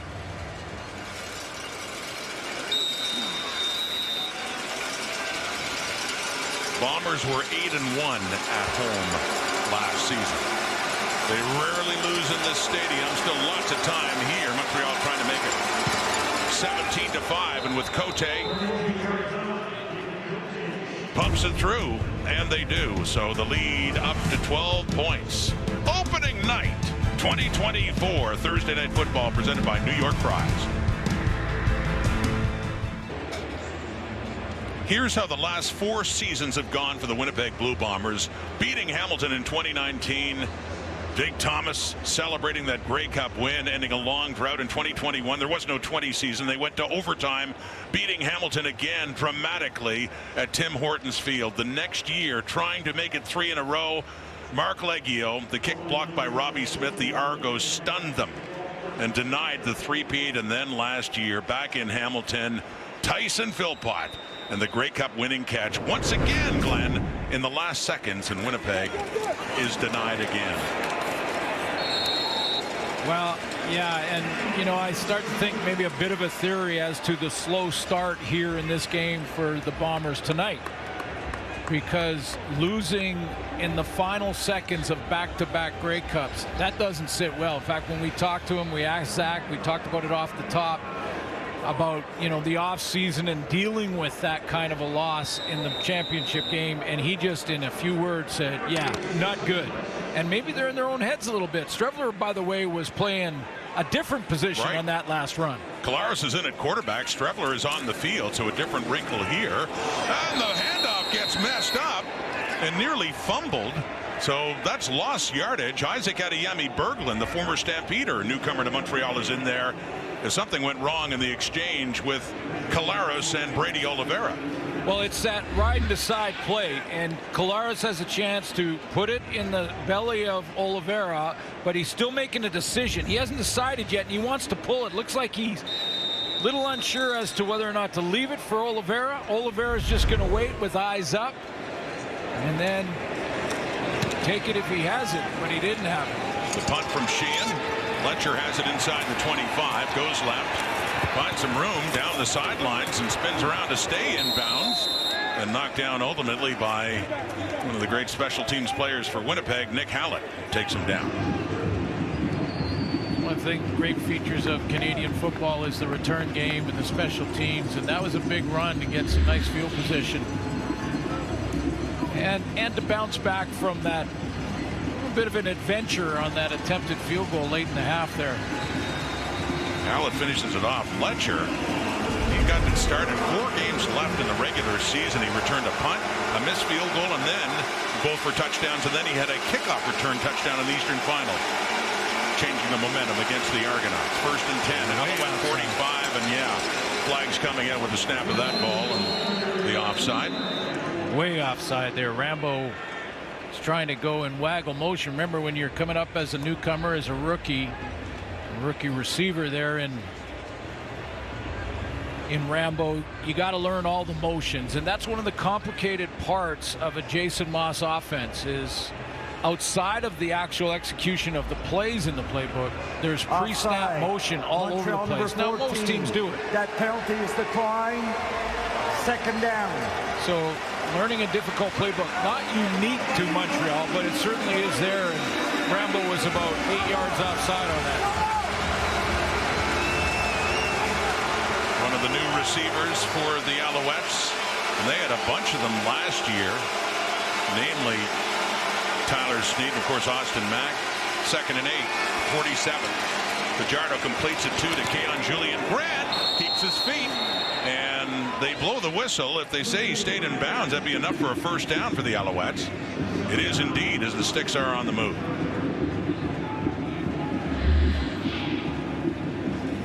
Julian Grant, nice crossing route. Now Fajardo, without looking at Grant, waits till he crosses through the line of scrimmage, through the linebacking core to get outside. Just stepped on the white stripe. Right there. Which was just enough for a 1st down. Product of St. Effects, Keon Julian Grant. His 2nd catch of the night. 1st and 10. That is caught too. Another completion. The fullback, David Dallaire, out of Laval in his 2nd year. And And that pickup on second down or on first down sets him up with about 3 or 4 to go. Wonder too how much the Bombers miss Adam Big Hill, and not just his skill set in that middle linebacker spot, but also his leadership. He went on the 6 game a couple of weeks ago, and they're hoping he can be back earlier. But yeah, you're missing someone like Adam Big Hill. That hurts too. With time, Fajardo. Willie Jefferson couldn't get to him. More heat coming. He does get it away, and coming in there is Tyrell Ford, who nearly had a pick in, intended for Tyson Philpott. Well, you know, you got to admire these young corners that are battling, and you got to see that. I mean, they're going to give up some plays. They're new. They're going to back off a little bit. You know, they're probably not going to take any, not calling them chances, but where you have watched enough video that you can take an educated guess and jump a play. They're not going to do that in their first game in the CFL, but they're battling back. Ford, whose twin brother Trey, of course, quarterback in Edmonton. And the Elks getting set to start off at home on Saturday against the Riders. Zima way off to the right. Gets a nice roll, but a little too nice as it heads into the end zone as Mitchell just watches it. He wanted to have a little spin to keep it down inside the 5. Instead, a point on the board for Winnipeg, still trailing. Eastern, 6 Pacific, French Open Women's Final, Saturday on TSN. So another point on the board for the Alouettes on the single on the punt by Joseph Zemas, and the Bombers take over from their 40, and it's Brady Oliveira on the carry on first down. Patience on that last run. He's getting back limping a little bit back in that huddle. Talked to him about his off-season training, and I said, how long did you rest up after a long season? He said, week and a half. That's a long time for him. And then back in the gym. Quickly to Dembski on the sweep. Seen Winnipeg use this play so well before, but that time they end up shy of the first down. Just a couple of yards for Dembski. Boy, that's amazing reaction and speed from a defensive end in Sean Lemon, the veteran, to read this and take an inside pass rush move and then redirect and catch Matt Dembski. Again, if you're wondering about Lemon, who was suspended and had retired, he's appealing a gambling suspension, and until that appeal is heard, he is allowed to keep playing. So he had a sack earlier and then a big defensive play there tonight for the Owls. On the 3rd down and 2, they are punting. Winnipeg is. Jamison Sheehan standing just inside the 35. Sails a high punt for James Letcher.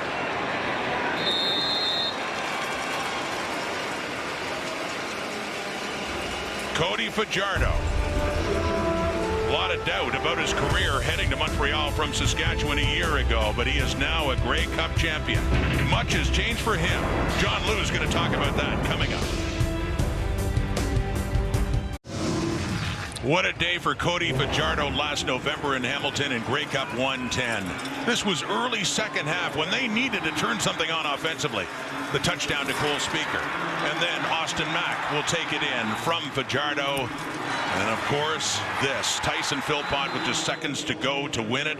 What a difference a year makes for Grey Cup champion Cody Fajardo, John Lou. Yeah, indeed, Rod. Cody Fajardo, after the rough end to his stint in Saskatchewan, said that he dedicated his first year in Montreal last season to the people who supported him and stuck by him through his tough years, primarily his family. But now that he is a Grey Cup champion, Fajardo says that this year he's focusing on validating his place in the game. That he wants to be consistent, wants to go for another championship because he feels like that'll be part of his legacy, that he's going to be considered a Grey Cup champion forever, and that's something that he felt that people didn't believe could happen for him, but he proved the doubters wrong, Rod. And John, we just saw the combination of Fajardo to Philpott again. They connected earlier for a touchdown, and of course can never take that one away back in November with just 13 seconds on the clock. Well, that drive was so good, so dramatic. Fajardo with a 13-yard run on 2nd and 18. And then with time running out to find Philpott. Unreal. Off to the left. That is caught by Philpott again. So he runs for 13 in the final drive, and you remember it well. Called it well, and then does this on 3rd and 5. Like, come on. Come on. That was just crazy. Goes deep to Speaker on 3rd and 5. Converts it, says it was his best throw of the night. It was 31 yards, and we all thought they're just going to try to get close to see if they could get a field goal to tie it. Yeah. Instead, they went for it, and that was it. That was ball game. Then, of course, the next play was the touchdown. This time, they're 2 and out. It's Mitchell with it. New returner for Winnipeg.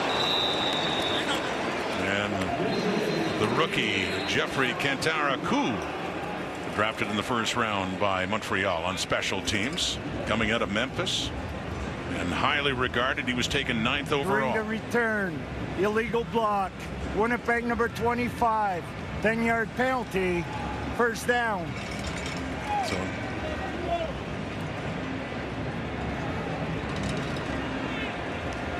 boy, one of the great special teamers of all time, the all-time leader in special teams tackles, Mike Miller, and now a coach and special teams coordinator for Winnipeg. Yeah, here's what I want to teach you guys. I'm going to put up some Mike Miller highlight reels. Go ahead and watch me cover. First guy down every time, it felt like. What a playing career he had. From the 27, first down. It's caught. Dalton Schoen with it.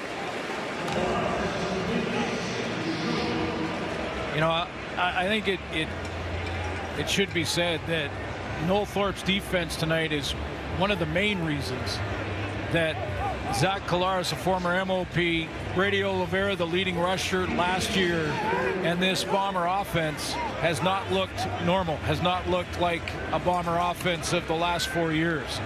Part of that is the way this defense plays. They had 48 takeaways in the regular season. That was 2nd in the league. Had 4 sacks, an interception, and a fumble recovery in the Grey Cup game. And it continues. An opening night, under 150 yards, a net offense. Chris Strebler running with it there. But I don't know if he got that first down. It'd be very close, but no, it's been a confident defense, and one that just progressively under Noel Thorpe got better and better. And that Eastern final, when they forced 9 turnovers of the Argos, a team that far and away led in terms of turnover ratio all season, that defense really stood up. A big reason why they've got a Grey Cup ring in 2023. So 148 yards net for the Bombers, with Strebler in on a 3rd down and about a foot away. He keeps it, gets it, and more. Strebler still moving, taken down by Stubblefield, and he's angry. Didn't like the way Stubblefield had taken him down and is favoring his right leg. He thought he got the business as Stubblefield was on the ground, maybe twisted his ankle or something. He's limping off a little bit and was not happy. That's just a straight tackle there. Oh, it was that he was holding on in that twist late. I think Strebler has a bit of an argument. That's a tackle. Now you can let go now. He's down by contact, but he gives him another twist when he's down on the ground. No penalty flag. Collaros back in at quarterback. He completes a big one over the middle to Drew Wolotarski. And a first down in the Alouette zone.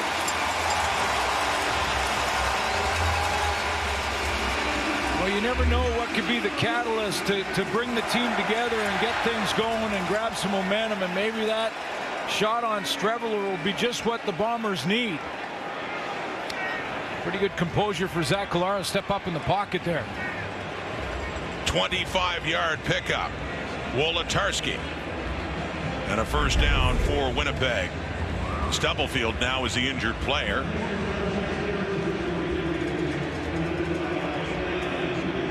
he was the one that Strebler was so upset with for the way he tackled him and hung on after he was down. Reggie Stubblefield. Well, yeah, and I'll say Reggie Stubblefield is probably looking at supplementary discipline after that hit on Strebler, who has been limping around the sideline, is getting attended to by the trainers. Still quite upset, and Stubblefield now the one down in his second year at a Kansas State. Went to the same school as Dalton Schoen and had a great first season with the Alouettes, emerging as their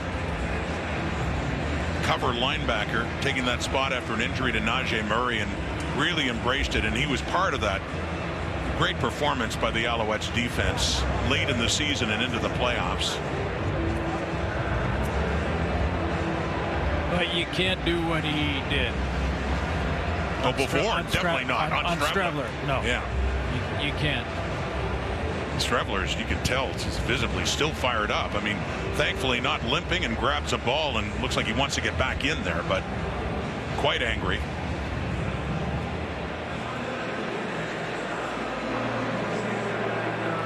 I didn't see what happened to Stubblefield.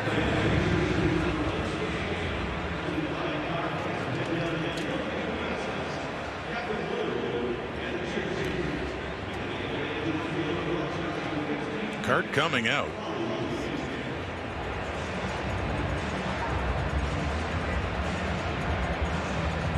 As it's Murray in there with Kebion Ento to see if they can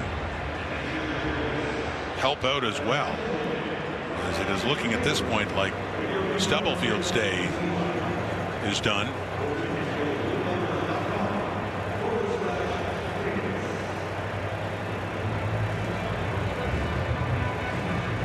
Just a play after he was cast the villain by Strebler. So putting some weight on his feet now and getting the pat in the back from his teammates.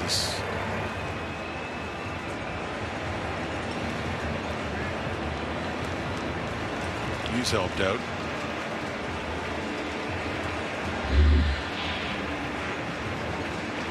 Take a look at how he got injured here. Reggie Stubblefield is coming on a blitz, and he comes inside. He gets picked up there, turns, and then goes down. So it wasn't a non-contact. Grabs the right knee. It wasn't a non-contact injury. He did get hit by that offense. So I think it was Eric Lofton. Eric Lofton got him up high. Eric Lofton got him as he got inside there, but it was just the way the foot planted in the turf. Good pickup by Lofton and a clean hit. It's unlucky for Stubblefield. Who heads off late in this third quarter. 35 seconds to go. Montreal leading it by 13 points. The Bombers with the ball and on the move down to the Alouette 37.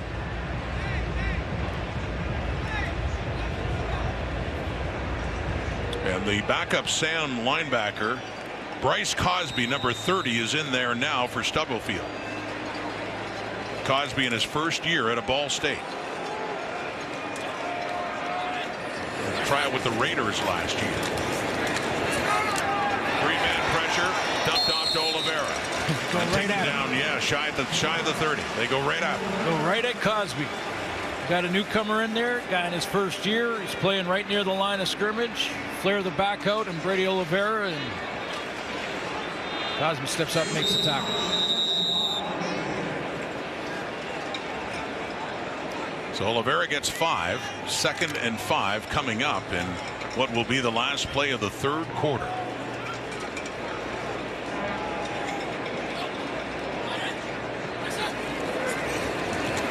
It's again a 3-man rush. Lots of time. Caleros. Pressure coming. Adeyemi Berglund nearly got him. He does get it away, but it sails out of bounds, incomplete, and a 3rd and 5 to start the fourth quarter for the Winnipeg Blue Bombers. They're at home to start a new season. 4 straight West Division titles, but in tough right now against the team that beat them in the Grey Cup last November. Montreal will lead it heading into the final 15.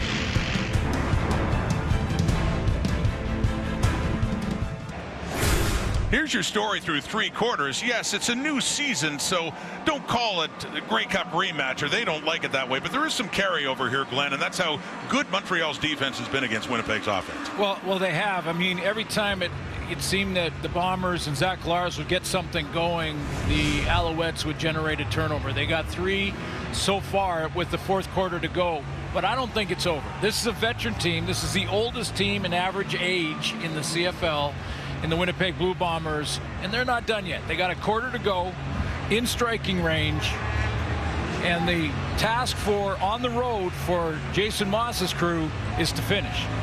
And Sergio Castillo is out to see if they can put 3 on the board and get a little bit closer right now as this 4th quarter begins. He missed a field goal try earlier that turned out to be a safety. Letcher took it out and went back in again. So 18-5. This is to make it 18-8 in a 10-point game from just inside the 40. For Castillo, he is wide left again, and that one sails right out. So the second miss for Sergio Castillo, normally quite reliable, as mentioned, over 90% last year. He had clicked on, so that's just 1 point on the board now. And an 18-6, still 12-point lead for the Alouettes. Jamison Sheehan is the holder. We'll take a look at the hold. Looks like the hold was where it was supposed to be. I didn't see. Often, if the hold is off, the kicker will look directly at the holder immediately after the kick. And this is from a guy who used to hold. You held for Dave Ridgway in Saskatchewan. One of the most famous field goals in Grey Cup history. I got that look a couple of times. Yeah. What do you think you're doing with that? Cody Fajardo, 12-point lead, 4th quarter. And Tyson Philpott, and good yardage after the carry for Philpott. Now that's his 5th catch of the night. Number 1 in the CFL last year, and when you take a look at his completion percentage and how close it was to the 09 season with his OC, Anthony Calvillo. As Fajardo just keeps it on the 1-yard carry, and there he is, one of the greats of all time. And the Alouettes had a 13-year drought. After Calvillo, the Alouettes had won back-to-back in 09 and 10. Didn't win again until Fajardo was quarterback last year. Different guys, but Cody Fajardo, he took some sacks. Wanted to protect the football, but that completion percentage, outstanding. Number 1 in the league. And Calvillo, number 1 all-time in passing yards in CFL history. Here comes Willie Jefferson, and in a hurry, dumped off to Walter Fletcher, but the Alouettes go backwards there. Yeah, it looks like the veteran Willie Jefferson was just, it's almost like on this play said, I've had enough. He's coming from the left corner of your screen, and he's going to beat the fullback, a tailback. Watch Jefferson come around the edge here. He's going to beat a couple of them. One to the outside, another to the outside. You're not going to stop him. And it just rushes the play for Cody Fajardo, and they don't have a shot to execute. And number 5 has been a nightmare for Cody Fajardo over the years, especially going back to Fajardo's days with the Riders. And that rivalry between Saskatchewan and Winnipeg. Fajardo knows him well. 3-man rush. Fajardo just decides to run it. Brandon Alexander quickly coming in, the safety, and takes him down out of bounds. Alouettes want a flag, and they get one. Late flag. I think like Brandon Alexander made a good clean tackle. I think the Alouettes thought there was some extra stuff, or did Alexander get the face mask of Fajardo? Face mask. Winnipeg number 37. 15-yard penalty from the end of the play. Automatic first down. So the hand came in, just glanced the face mask, but enough for the flag on Fajardo, or on Alexander on Fajardo. Another look. You see the reach and the helmet go forward. Just for a moment before the arms came down, but right there. Yeah. Just touched it. And went down. Penalty. Big one, too. Fletcher gets it inside. the Winnipeg 40. Yeah, it was quick, but there's no sort of time limit for if you get to the mask. I mean, if you get the mask, you put it in the hands of the official. Bombers were off the field there. And that's not a penalty. I mean, that's the penalty that happens. It's just... It's not a bad decision by Alexander, is my point. Well, the many thousand in the stands don't like it. They're still expressing their dismay. Jillian Grant on that hitch takes off and has a first down and more down inside the 30 for Montreal. So a big turnaround and momentum here off that Alexander penalty.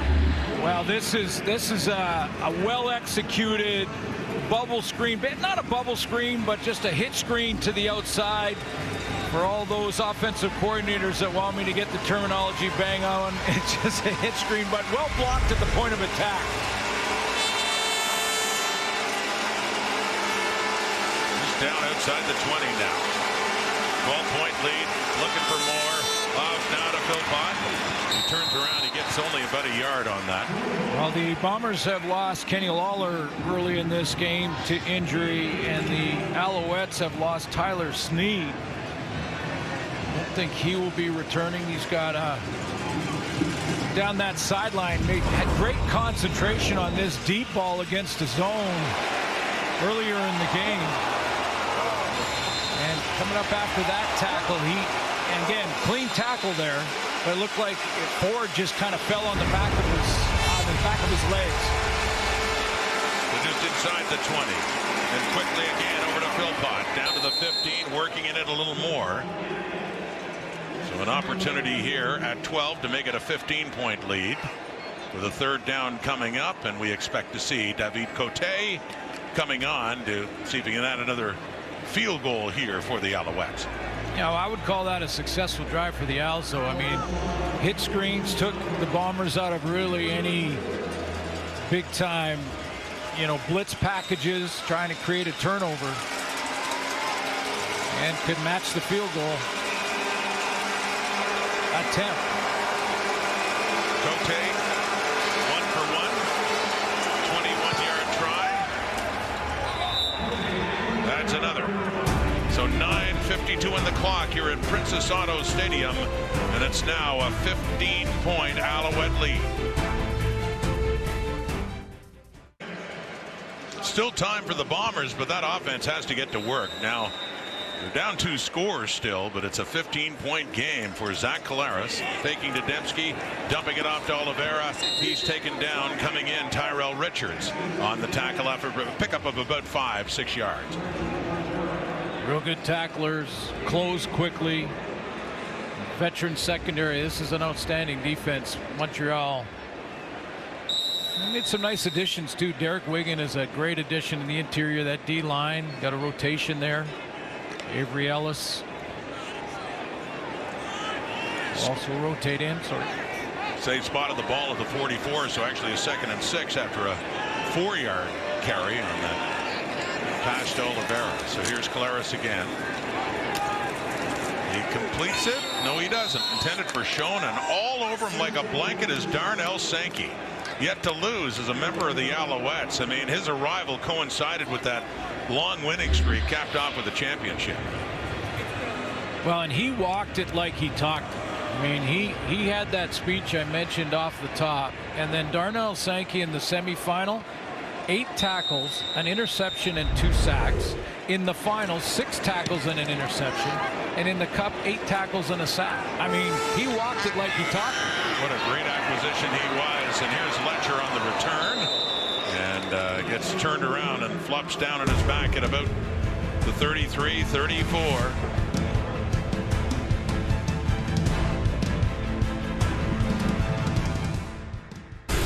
Some news to tell you about with our broadcast package. CTV is getting involved now with a bunch of games in the fall, and that leads to the playoffs in the Eastern Semi-Eastern Final. But Grey Cup 111 will be seen on CTV as well. That's great. So anyone who decided they didn't want TSN or can't afford TSN or whatever the sports centers, first of all, come on, get TSN. Secondly, now you can watch the Cup.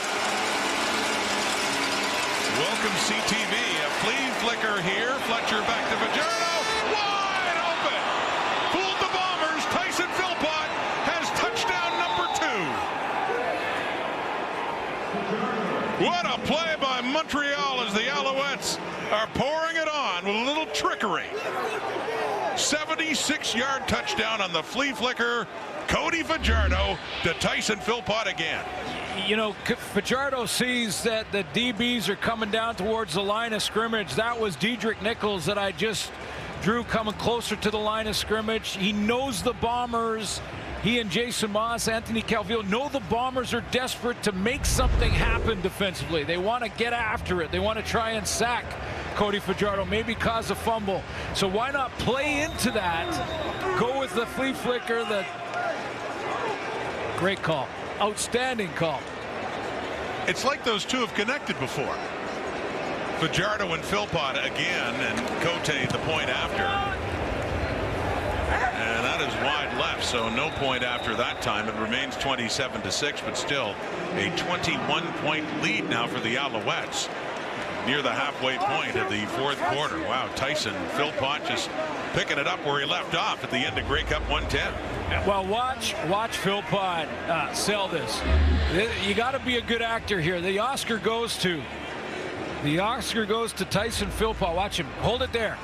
Now, where are the eyes right here of Tyrell Ford? They're back in the backfield on this run play. Whoa, hey, wait a minute. Where's my guy? He's gone. He is gone.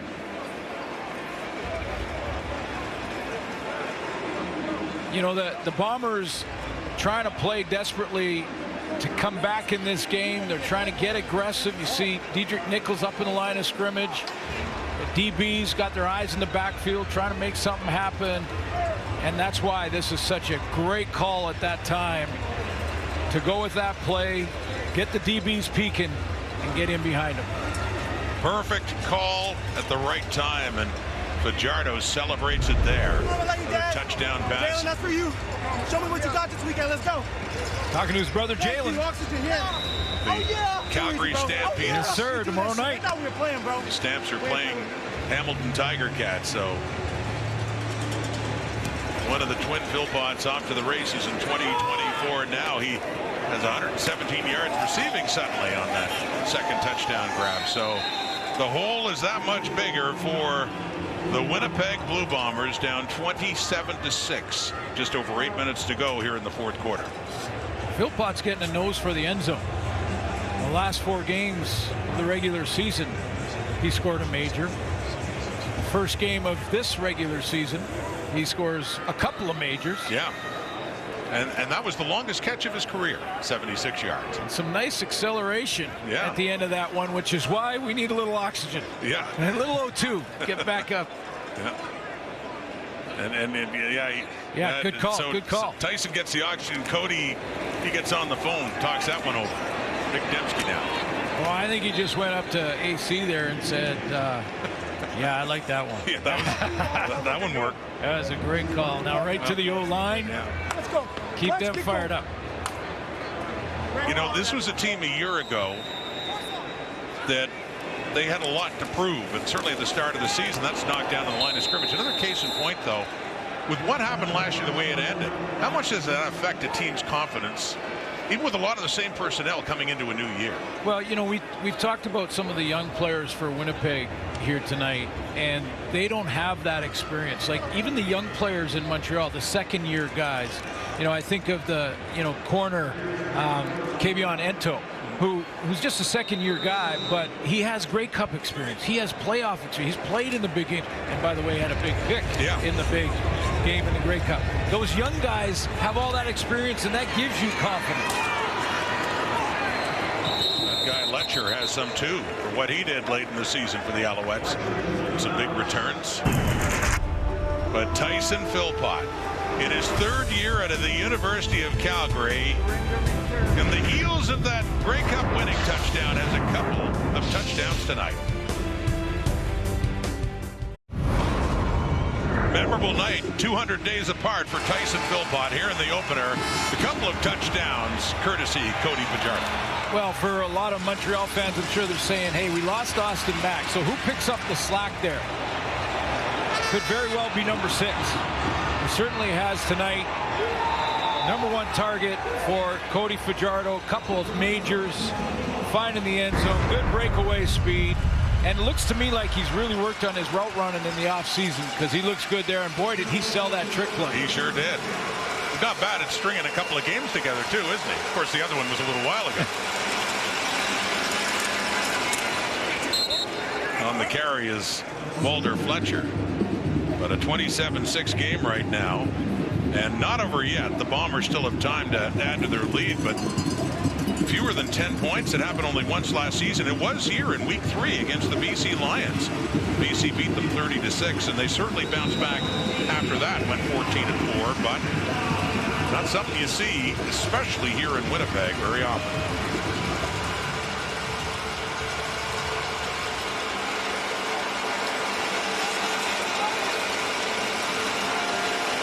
Montreal in charge, up 3 touchdowns and with the football, 4th quarter. And it is back to Philpott. He had his breather, and he goes to work again. Another good amount of yardage after the catch as well for Tyson Philpott. But I know exactly what Cody Fajardo was saying when he told us during the week that he's got just a completely different comfort level with this offense. And he has shown it throughout the game, whether it be the short game and these little hitches, or when he tried to press the ball deep on the outsides. I mean, he looks in complete command of this offense.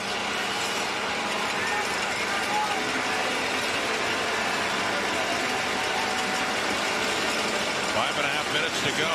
Little deception, handing off to Fletcher, gets it up across the 30. 2nd down coming up. But I'll say this, and this is not an excuse. You don't have to give an excuse in week 1 to a team that's been to the Cup 4 straight years in a row and won 2 of them. So that's not what I'm trying to do. But missing Adam Bighill in the middle is big for this defense. I mean, his leadership is one. Pregame, he's working on it. He's trying to get back. But his athleticism, people forget that he'll go on a blitz on one play and drop back into the middle third on another, because he's that versatile and that good. And it just opens up the defense in a big way for Winnipeg. And he, of course, wasn't in the lineup tonight. 2nd and 5 at the 32. Complete first down, you know who. Philpott again. What a night he is having. Tyson Philpott just keeps it going. And another thought about Bighill, too, as you pointed out earlier, it's not just what Bighill does himself on the field, but the leadership, the influence he has on the rest of his team. Well, exactly. You know, when Terrell Bonds or Tyrell Ford, the young corners, come back into the huddle and, you know, their eyes are big and they're saying, wow, you know, Philpott's making some plays here. That's when a guy like Adam Bighill walks over and says, hey, play like you didn't practice. Let's go. Don't worry about that. Get ready for the next one. And maybe jump a route. Go ahead and jump a route. You hear your captain say that, you feel pretty good, and it helps. Fajardo escapes for a moment with some heat coming in on him. But ultimately, he is down. And a 2nd down coming up. Fajardo does not want to be forced into an errant throw, and Willie Jefferson got in that lane. Jefferson led the league last year in knockdowns. He's got that long reach. We've talked about many times. And Cody Fajardo being safe with the football was a good decision. And as said, Fajardo has a lot of experience trying to duck underneath and get away from number 5. 2nd and 10 now. The Alouette 44.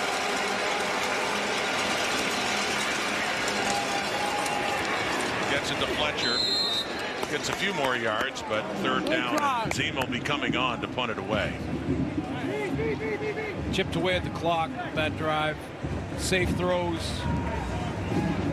And, you know, with a decent punt here, got some putting it Zach Collaros in a bind with a long field. And that was really the goal of that drive. Get out of your own end.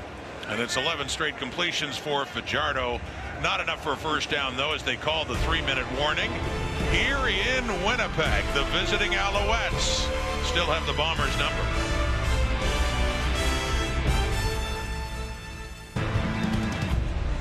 Beautiful night here in Winnipeg. Not a beautiful night for the hometown Blue Bombers, though. And this opening night of the Canadian Football League season, we're just getting started. 3 more games to come in week 1. To look at Myron Mitchell replacing Janarian Grant as the return specialist. Grant moving on, signing with the Toronto Argonauts, who open up against BC at home on Sunday. Timeout, Montreal. Timer, please reset the game clock to 2 minutes and 41 seconds. 2:41. Yeah, interesting matchups with Bo Levi Mitchell going back to Calgary tomorrow night. First time, and again, that feels weird to say because it feels like a long time since he's been there. And it was just, well, for one thing, he missed a lot of time with injury, but also it was never on the sked. Hamilton didn't go to Calgary last year. They didn't last year. Just one game against those two teams played against each other, and that was in Hamilton.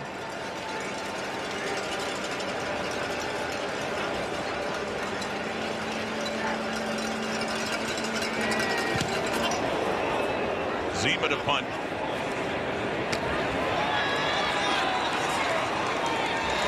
And Mitchell on the return. And then we head to Edmonton. Yeah. And is that going to be a star-studded affair or what? I mean, the likes of Warren Moon, Ricky Ray, Willie Pless, Brian Kelly. And Matt Dunnigan's going to be there too, of Matty, course, right? our Matty, you know, many others, Damon Allen. I still have nightmares of Brian Kelly. Yeah. Boy, the legends of that franchise is past. I mean, yeah. You start rattling off those names, and we're just scratching the surface here. Well, it's all the greats in the Edmonton organization that once won the Grey Cup 5 years in a row. Yeah, and you think about it, it's you know, it's kind of a tough draw for Saskatchewan. Not insurmountable, obviously. And I think they're real excited about their team with Trevor Harris coming back, but. You know, and is healthy. The preseason proved that. So Trevor Harris be ready to run an offense with A.J. Ouellette in the backfield. Right. And that's going to change things in a big way for them. So it's not insurmountable, but the Edmonton Elks are a desperate football team. I mean, anyone that's played on that team in the last couple of years, maybe the newcomers won't get it, but I mean, they got to get off to a good start. Let's be honest. Really need to. 4 wins in the last 2 years. Yeah, doesn't sit well. This is the 3rd season for Chris Jones with Edmonton. But yeah, it has been a while. In fact, their last playoff appearance, Jason Moss was their head coach in his final of 4 years when they won in Montreal. They won a playoff game. It's caught again. You saw Johnny Augustine, the running back, and that is caught by Pokey Wilson. There's Pokey Wilson on Ontario Wilson in his debut in the CFL, and a new receiver for the Bombers. But mentioning Moss, so yeah, that was the last time Edmonton ended up losing in the Eastern Final as a crossover team to the Hamilton Tiger Cats. Colaris, 2 minutes to go. Getting chased down, it's deflected, it falls incomplete. Of course, that Edmonton game will have the debut as a head coach of Corey Mace. Formerly with the Argos. And A.J. Ouellette. Yeah, A.J. Ouellette, as I mentioned. And yeah, so, you know, again, I think it's going to be a great matchup. The Edmonton Elk will have all they can handle, but they're going to play with a sense of urgency. McLeod Bethel Thompson back in the league. I'm sure Trey Ford will still be involved in that offense in some way or another. And yeah, this should be a good battle there. And then we finish off the week with BC and Toronto. A lot of expectations on the Lions. Be curious to see how the Argos respond. Cameron Dukes will be starting at quarterback, 3-man rush. As time winds down for Colaris. Lots of time, but nowhere to go. And he just ends up heading out of bounds. Yeah, good slate. Good to see it all getting going again. And our newcomer, our rookie on the panel, Enoch Mwamba, it'll be his night in Toronto. Yeah. To honor. And again, Farhan said it off the top. We're dedicating, all of us, the entire season to our buddy Dutchie. I know he's watching, and I think back to Dutchie handing out the awards. I'll never forget that. With his and Mwamba with the tears in his eyes and his daughter and I felt so good for Dutch coming back to Saskatchewan, born in Regina, raised in Porcupine Plain, and it just the way things converged. He had a chance to come home and host our Grey Cup coverage, and it's memorable for Enoch, of course, but from the point of view of our broadcast family, I'll never forget that day. So we might have a very emotional final game of the first week of the regular season. Yeah. Caught by Schoen. Not much time left. But a point about Enoch, whose career started here in Winnipeg, drafted by the Blue Bombers in 2011, and had time in Saskatchewan. Of course, he had time with Montreal, played for both of these teams, and wrapping it up. Wasn't able to play last year, but wrapping it up in style. And that Grey Cup victory for the Argos over these Bombers at Mosaic in Regina. Augustine again, product of 12, the veteran taking it down near the 10. And I'll tell you what, the West Coast is excited about their football team. Oh yeah, I can see that. And Vernon Adams, and I know they've lost a couple of weapons, but they feel real good about their squad coming out. And the Grey Cup, from what I understand, is already sold. And we're in game 1, and it's already sold over 40K. Dalton Schoen takes it down near the goal line. Kavion Ento and Marc-Antoine Dequoy keeping him out of the zone. And Winnipeg getting close, and the Bombers yet to score a touchdown in this game. Yeah, they just want to get something to feel good about going into week 2. Get a score, get a major. Obviously Montreal playing a little differently with the lead and 3 minutes to go. A little more room out there. And Augustine takes it in for the first Winnipeg touchdown of this first game of the year. Not nearly enough, but it's something for Bomber fans to cheer about in a difficult night.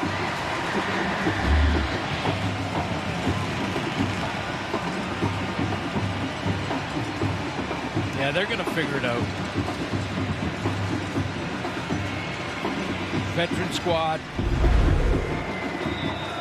Well, as said, I remember being here in week 3 when BC just dominated this Bomber team, won it 30-6, and Winnipeg turned it around. They ended up winning the division again at 14-4. And what a tough night for their kicker, Sergio Castillo. Yeah. Normally very reliable, one of the most accurate kickers in the league. He's missed a couple of field goals left, and he misses that point after right. That kind of night as some boos start to rain down here. Well, he hit on 90% last year. Yeah, just a little over 90. Long of 53. So again, a lot of what we're seeing uncharacteristic of this Bomber team, obviously, but when it comes to the offense not being on track, I mean, that's something that looks like just a technique thing for Castillo, and I'm sure he'll watch himself on video and get that figured out. But when you talk about the slow start and the offense being off track, a lot of has to go to that Montreal defense. Yep. They create turnovers at the right time, forced and drew some penalties that were costly to the Bombers. And now one of the leaders offensively is going up and down there. Zach Clara is telling one of his teammates, hey, don't worry about this one. Get back to the drawing board. But a nice game plan for the Montreal Alouettes on defense, and executed well. And again, the comfort level of Cody Fajardo was very evident tonight. Yeah, very evident tonight. And building on that confidence we talked about, and that East final, nothing against the Alouette offense, who didn't have to do as much because defense and special teams were so good.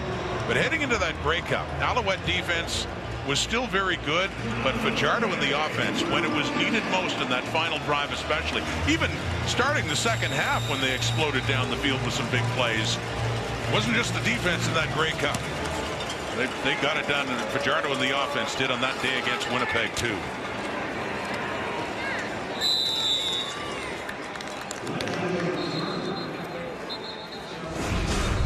F1 on TSN in Canada. Canadian Football League. Night 1. Great to have you back. Great to be back watching the Canadian Football League in play. 1 of 4 this week. And it's gone the Alouettes' way just like it did back in November. Play out this final minute. Walter Fletcher.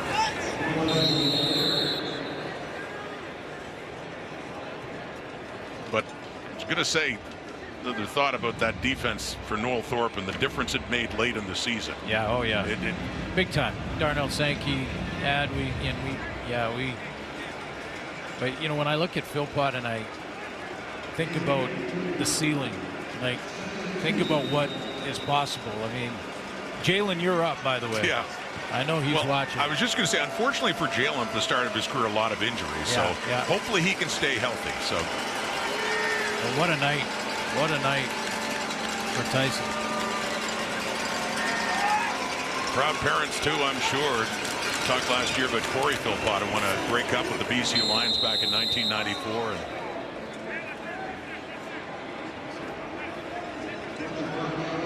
And a football family.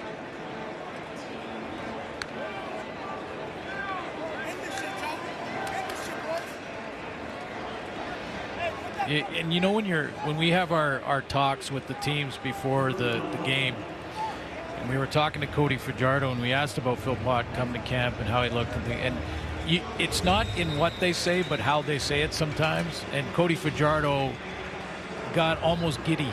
Yeah. You know, he's answering the question. Oh yeah, but his tone went up. It looked like he was visibly excited about talking about what could be possible for Tyson Philpott. It's just one game, and it's the start, but it was a great one out of the gate.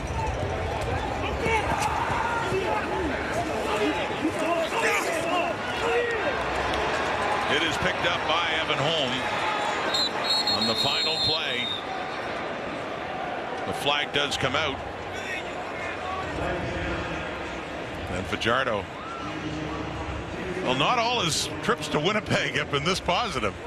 He had some tough ones as a member of the Riders a few years ago, but he's enjoying this night just the way he enjoyed that night 200 days there was ago. No yards in the play by Montreal. That penalties decline. This is the end of the game. Last season ended with the Alouettes getting the better of the Blue Bombers. This season begins the same way. Grey Cup rematch. Well, it's Montreal doing it again. Cody Fajardo celebrating again, and his favorite receiver is the one who caught that Grey Cup winner back last November, Tyson Philpott. What a night for him as he picked up 10 catches. Thank you for watching. Thursday Night Football presented by New York Fries. Game 1 in the books. And the defending champions on the road are the ones that got it done. The Alouettes looking to prove that whatever happened last year was certainly no fluke. Montreal looks strong. Tomorrow, the season continues with the Ticats. Bo Levi Mitchell visiting Calgary. Thank you for watching from Winnipeg. SportsCenter's next on TSN.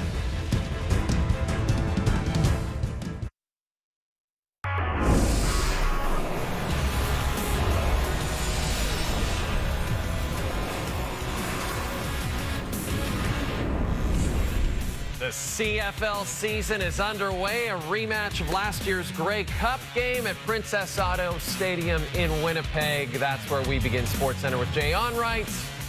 Playoff edition. That's right, Gino. We're brought to you by Harvey's. In just a moment, Davis Sanchez will join me right here to talk about the season opener. Also on the show today, Jamie Noodles McLennan on the Oilers' chances in the Cup final.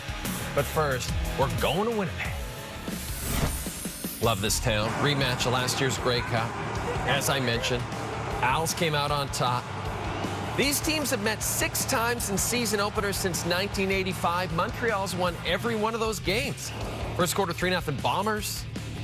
Cody Fajardo to Tyson Philpott. There was something in the air that night. The stars were bright. Fajardo. Philpott scored the game-winning TD in last year's Grey Cup, gets the first TD of 2024, and the Owls are up 7-3. Now we're the final seconds of the first half, and the visitors are up 14-3, and this is a bizarre play. Sergio Castillo misses the field goal. James Lecter tries to return it, taken down in the end zone for a safety. It was reviewed. It was confirmed. Fletcher's feet left the end zone. So the Bombers get 2 points, and they're only down 14-5 heading to the third quarter. But Zach Collaros will dump it off to Nick Dembski. He'll take it past midfield, and Darnell Sankey forces the turnover. Montreal able to recover. They kicked a field goal in the ensuing drive. And then later in the quarter, yeah, he's back. Chris Strevler, short yardage play, gets the first down, but he's tackled at the end of the play by Reggie Stubblefield. Stubblefield appears to give an extra pull on the leg there, and Strevler's like, I was in the NFL! Stubblefield had taken him down. And then in the fourth, Montreal piling on. Here's Rod Smith. Welcome, CTV. A flea flicker here. Fletcher back to Fajardo. Wide open. Fooled the Bombers. Tyson Philpott has touchdown number 2. Love Rod's calls. Philpott, second score of the game. 76-yard flea flicker. Longest TD of Philpott's career. 76. How about this result? In Winnipeg, after the Bombers lose the Grey Cup to the Alouettes, they lose the season opener at home to the Montreal Alouettes as well. In fact, Montreal's now won 9 straight games dating back to last season. Cody Fajardo, 2 touchdowns. Zach Collaros, no touchdowns in this one. We should also mention Kenny Lawler sustained an upper body injury in the first half. He did not return. Here's John Lou standing by with the winning quarterback, Cody Fajardo. Well, Cody, starting your title defense, how many boxes did you check off there in all 3 phases of the game tonight? Our defense played phenomenal. I thought our offense did what we needed to do. When we got in the red zone, we scored 7. That was my first win as a starter in Winnipeg, so that one meant a lot to me.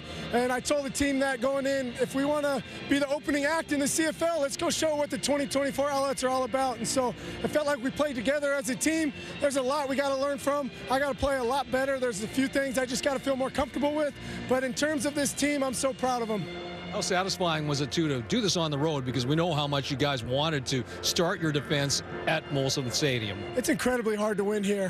These fans are very tough to play in front of, and to open up a season versus that team. Like I said, they've been the gold standard of the CFL last 5 years. A good measuring stick for us is a huge win for this team. Get the confidence going. These early 2 points winning is a big deal when it gets later on in the season. How exciting is it for you to watch what Tyson Philpott did tonight, coming off of the huge touchdown to, as the deciding margin in the Grey Cup, and he starts the season like this tonight? Our relationship has gotten so much better and better as the days have progressed. We lost Snead. It was a huge role for us offensively, and so when you lose a guy, some guys got to step up. Philpott has been incredible from the end of last year all the way going into this year. It's his season. That's what I told him. It's the Philpott season, and so I'm excited to just continue to throw the ball his way and watch him make plays. Thanks for this, Cody. Thank you very much. Thank you.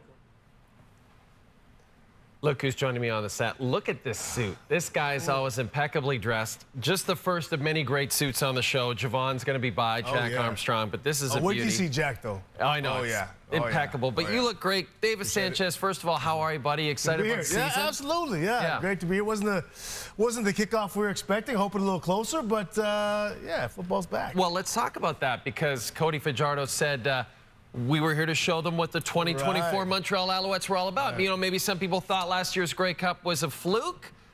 Didn't seem so on Thursday night, did it? And I don't know that Cody has this, chip on his shoulder. Nobody believes in me, and then maybe that's what motivates Cody. I'm not sure, but he does everything that Jason Moss is his quarterback coach and offensive coordinator, head coach, obviously. He was a teammate of mine at Oregon in college and in Edmonton. He's a smart guy, but he demands a lot. I think if I was, a quarterback, he's a guy that would be tough to play for, his expectations. But Cody seems to take it all in and deal with it, and he executes the offense the best way that he can. I don't think Cody's the most talented quarterback in the league, but he is a gamer, and I think, people are probably going to continue to doubt him.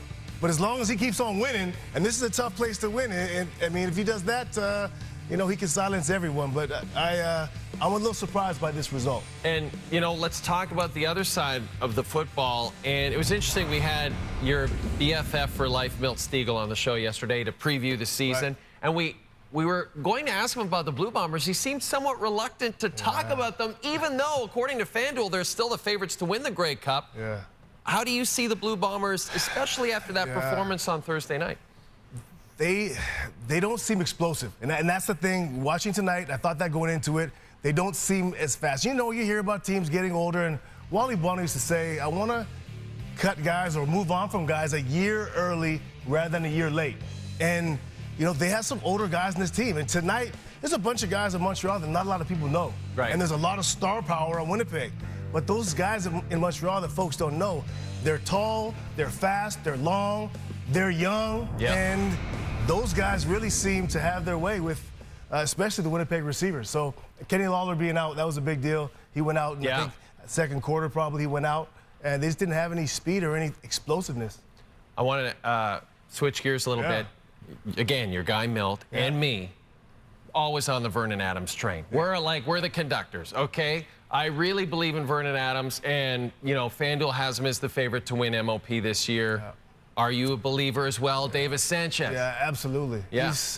I always say, so here's the description of Vernon, another Oregon guy who I've obviously watched him for a long time. Absolutely. In a small space, you know, a 3x5 area, no one has more quickness in the CFL in the last 10 years in the quarterback position than Vernon Adams. He is explosive and electric in that little area. He's not a long strider fast, but in that area. So he's really tough to get down, which for a quarterback, that's the most important. He's got a big arm down the field. So, and then playing indoors, I think it makes a difference as well. So VA's had a special skill set, has now finally come together, and he should be the MOP. And by the way, if Milt is not high on the Bombers, that's the issue, because he's a homer.